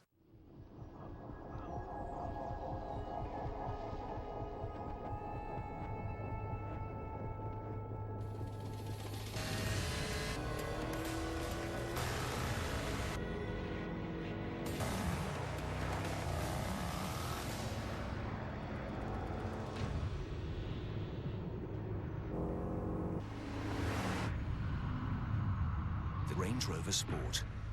Land Rover, above and beyond. Now playing on DirecTV Cinema. You have to help people because you can. I promised someone I love I would never go back to being that person. But for you, I'm going to make an exception. Do I really belong in this game? I've pondered. I just want to play my part. Should I make waves or not? So back and forth in my brain, the tug of war. I'm offering you a chance to do the right thing. I made it out of that house and found a place in this world when the day was gone. Take it. The Equalizer. Movies start at Channel 125. I need fans put up. I need lights put up. Who's going to do that? Now there's HomeAdvisor.com, a free service that matches your home project with top local service professionals. We got everything from Home Advisor. Electricians, plumbers, handymen. You get to read the customer reviews of all of your neighbors. And you know that the companies that are on there have already been screened, and so you already have that confidence going in. And Home Advisor is always free. Go to HomeAdvisor.com now. I'm not on it. Let's take a look at today's latest dish. And the playoff situation, Alabama losing to Ohio State, Oregon trouncing Florida State, ending their two-year winning streak. And Oregon, Ohio State, Monday, January 12th, 8:30 Eastern time. Who do you like? We know who's in. Who do you like? All right. Who are you taking? Right now, I'm leaning Oregon. The way they played the other night. Okay.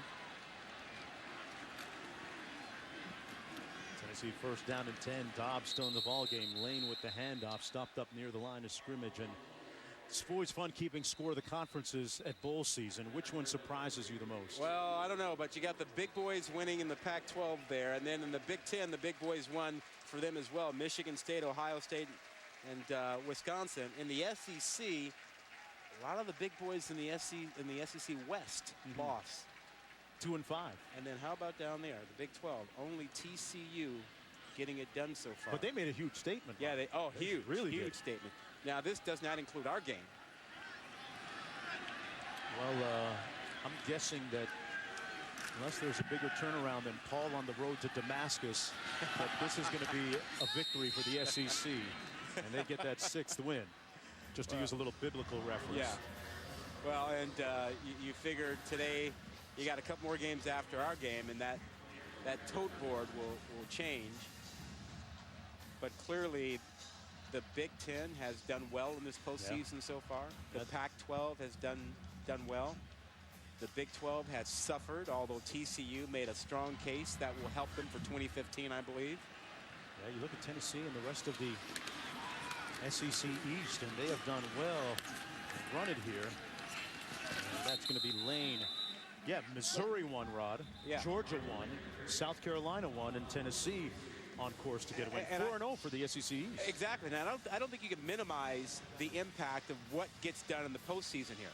it impacts the following season. You'll go into next season with more folks talking about the balance in the SEC, that the East is rising, the West is falling. You'll have more talk about TCU having been a legitimate, playoff contender. They may start higher in the rankings because of the way that they performed in the postseason. And Tennessee will be one of those teams that will rise because of this performance. Under 6 minutes to go. Dar with the punt. And it caroms into the end zone. It'll come back out after the 36-yard punt. 1st and 10. Hawkeyes in a minute. That's me last year. Why is this so hard? Doing my taxes the old way. And this is me this year. Thanks to TaxSlayer.com, I hit e-file and I'm done. File your simple federal return for free. Ready, set, refund.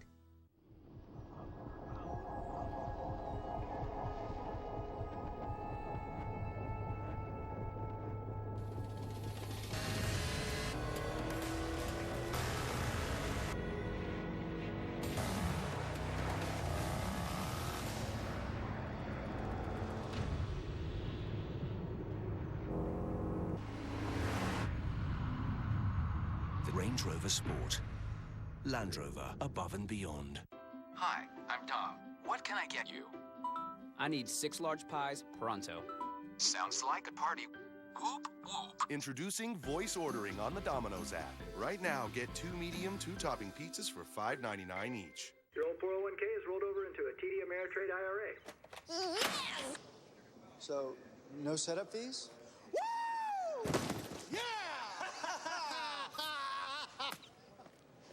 So I get help from rollover consultants? Woo!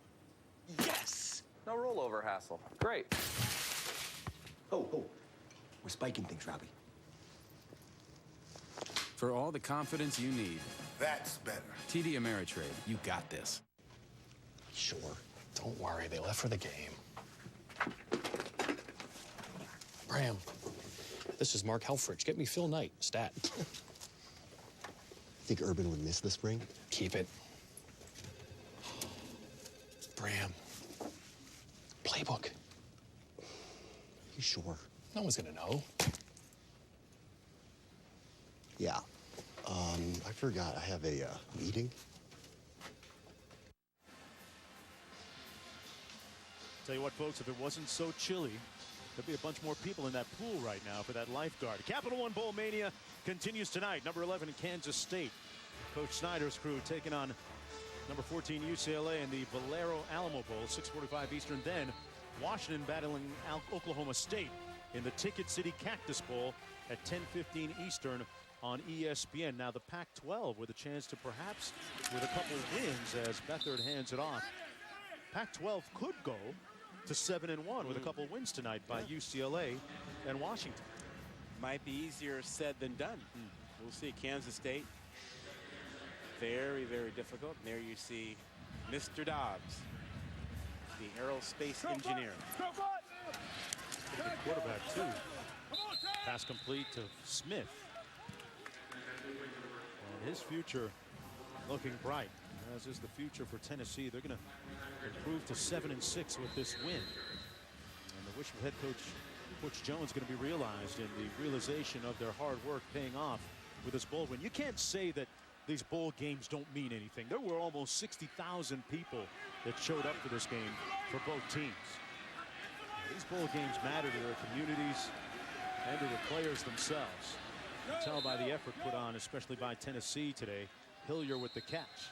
Did you see the way Houston fought back against Pitt in that ball game? These games matter to the players big time. How about the end of that Michigan State Baylor game? Incredible comeback, yeah. Personal foul, hands to the face, number 4 defense. That 15-yard penalty will be enforced from the end of the play. First down. It's against LaTroy Lewis. Under 5 minutes to go. When the playoff came into being, there were folks who were saying, you know, what about the other bowl games? Might not be that well attended or well played. So much for that nation. people have shown up and players have played big time. They care. Beckford on the move. Dropped down inside the 40 at the 39-yard line. Yeah, Rod, we did the Franklin American Mortgage Music City Bowl and this bowl, the TaxSlayer Bowl, both extremely well attended. That game was important to LSU and Notre Dame. Notre Dame fans turned out big time, and upon winning that game, you would have thought they had just won the national championship. Yep. 2nd down and 5 coming up for the Hawkeyes, who will fall to 7-6 with a loss here tonight. And some questions moving forward, especially at the quarterback position, as Martin Manley makes the catch. And Martin Manley has set a school receptions record with the 174th of his career right there. So congrats to him. He's had a great career. Good to see him with his name in the record books. They will miss him next season. They have some questions. They will lose a couple of great tackles. Their offensive linemen, left and right tackle. Beckford over the middle. Complete. Touchdown, Iowa. Ray Hamilton. And a little parting gift for the Hawkeye fans. Beckford put this ball on the money in between two guys. When he first let it go, it looked like it might be picked, but it made its way right through both those guys. They couldn't get their hands up for it. Didn't see it. And Hamilton made a great catch. That ball hit him right between the numbers.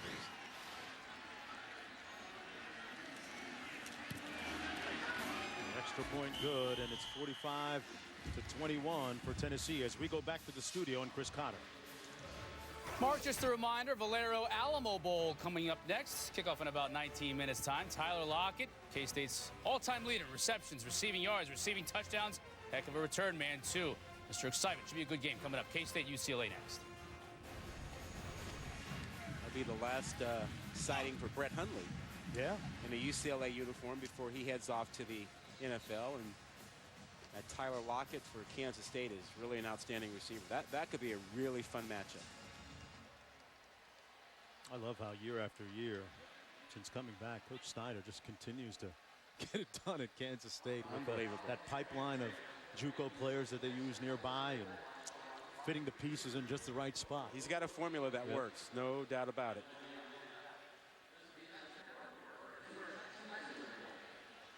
Hawkeyes lining up for the onside kick. And fielded cleanly once again by the Vols at the 33-yard line. Now time for today's Capital One Player of the Game. It goes to Joshua Dobbs, the 6'3" sophomore from Alpharetta, Georgia. Well, he made some key passes, but it was really his management of the offense and his footwork. Beautiful touchdown pass here, back shoulder throw to Pearson for his touchdown pass, and his ability to extend plays. Ran a couple times, got into the end zone, but he just controlled the offense perfectly. They went to him pretty much exclusively in the second half, the rushing attack, design runs, and that sophomore quarterback is going to return next season as one of the top players in the SEC East. They have a new quarterback, Nathan Peterman, in the ball game, as the aerospace engineer to be sits on the sidelines for Tennessee. Nathan Peterman, 6'2", out of Fruit Cove, Florida. Peterman gets a chance to get some reps after this game got out of hand in a hurry, with Tennessee scoring touchdowns on 6 of their first 8 possessions.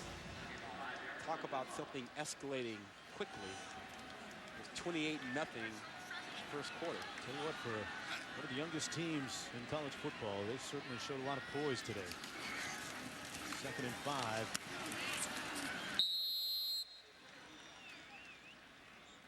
New ball player in the backfield. Now Summerhill. The problem for Mr. Jones there is dealing with the off-season expectations. The recruiting classes, top 6 last year, top 5 last year, top 6 this year, a big bowl game win, a veteran quarterback coming back, perhaps one or two of the top rushers in the SEC. You think about Chubb at Georgia and Hurd here. Another run by Peterman, hands it off to Summerhill. Meanwhile, a bunch of seniors for the Hawkeyes, 16 of them playing their final game. And the most prominent, perhaps, of that group, Brandon Sheriff, the Outland Trophy winner. We'll see him playing on Sunday somewhere. Yeah, his football career is not over, but his career at Iowa is, and he's been really important to that program. The fact that he came back last year instead of going to the NFL was huge for the development of that offense. Summerhill again, straight ahead, nothing doing on 4th and short. So Weissman is a senior. He will leave. Sheriff will leave. And there you see the bucket. Man, that's got to be. Butch is about to wear some more orange because I think that Gatorade is orange. How about Dobbs, the quarterback, getting involved with it? So usually it's the big lineman. He might have scripted it. Part of the game plan. They got him on a good ambush. I'm amazed coaches keep falling for it. They never figure it out, huh? You need a Gatorade coach to watch your back. And Butch caught all of it that time. It's going to be a little sticky for a few minutes, but he'll take it. As Tennessee will get their 7th win of the season against 6 defeats. And a lot of momentum moving forward with another great recruiting class. Pass complete underneath. Ray Hamilton, the tight end, with the catch. You know, this may be one of the most perfectly executed Gatorade baths I've seen in a while. Notice they got everybody away, and they had a full bucket. And they got it all on Butch. Nobody else got hit. You know why? Quarterback executed that. Quarterback ran that play. No collateral damage involved. Pass complete.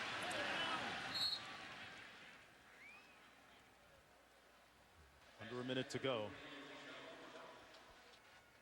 Andrew Stone making the catch, and boy, what a great hire it was for Tennessee to get Butch Jones from Cincinnati, where he had a lot of success.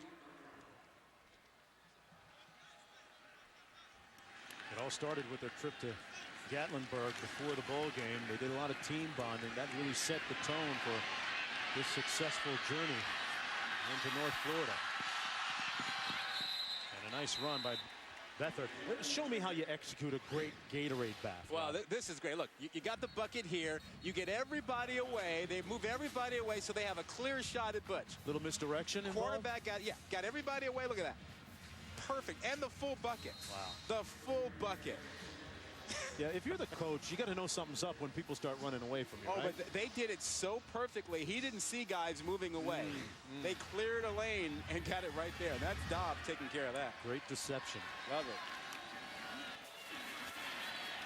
Beathard into the end zone. And another one. Vanderberg with the touchdown catch, and Iowa with a couple of late touchdowns to shorten the margin, to decrease that margin to just 18 right now. And for Vanderberg, that's his first touchdown catch of his career. He's one of the faster receivers, and when he was offered a scholarship last season, he was supposed to gray shirt come in late, but a spot opened up. They brought him in earlier, and he became a backup receiver, critical guy for getting down the field, and he makes the touchdown catch for them tonight. But the final margin is actually going to be a little bit more flattering than perhaps the game actually was. But nonetheless, only those who wager money really care. And you know what? Beathard has a couple more clips for his highlight reel. 20 seconds to go. Again, the question for Iowa, what happens with the quarterback position postseason? Do they both stick around and battle it out in the spring? Rudolph's been the 2-year starter. Has he lost that job now? There are some questions for Iowa going into the offseason. It's incredible, Rod, when you look at, you know, number 2, number 3, sometimes even number 4 quarterbacks who decide to stick it out and hang around. We saw Bercovici at Arizona State this year get a great chance to make an impact on the program. and when Taylor Kelly was hurt. And you look at Jones of Ohio State. He's the number 3 quarterback.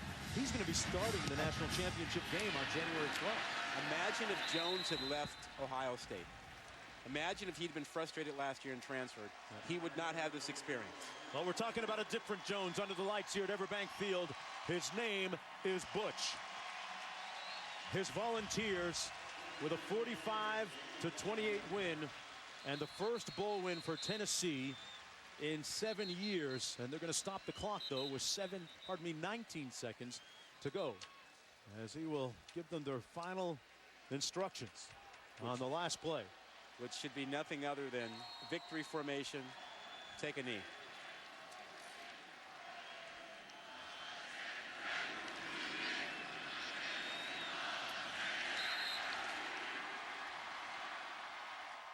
This one is cooked, glazed, and sliced, folks. Tennessee will win it. 45-28.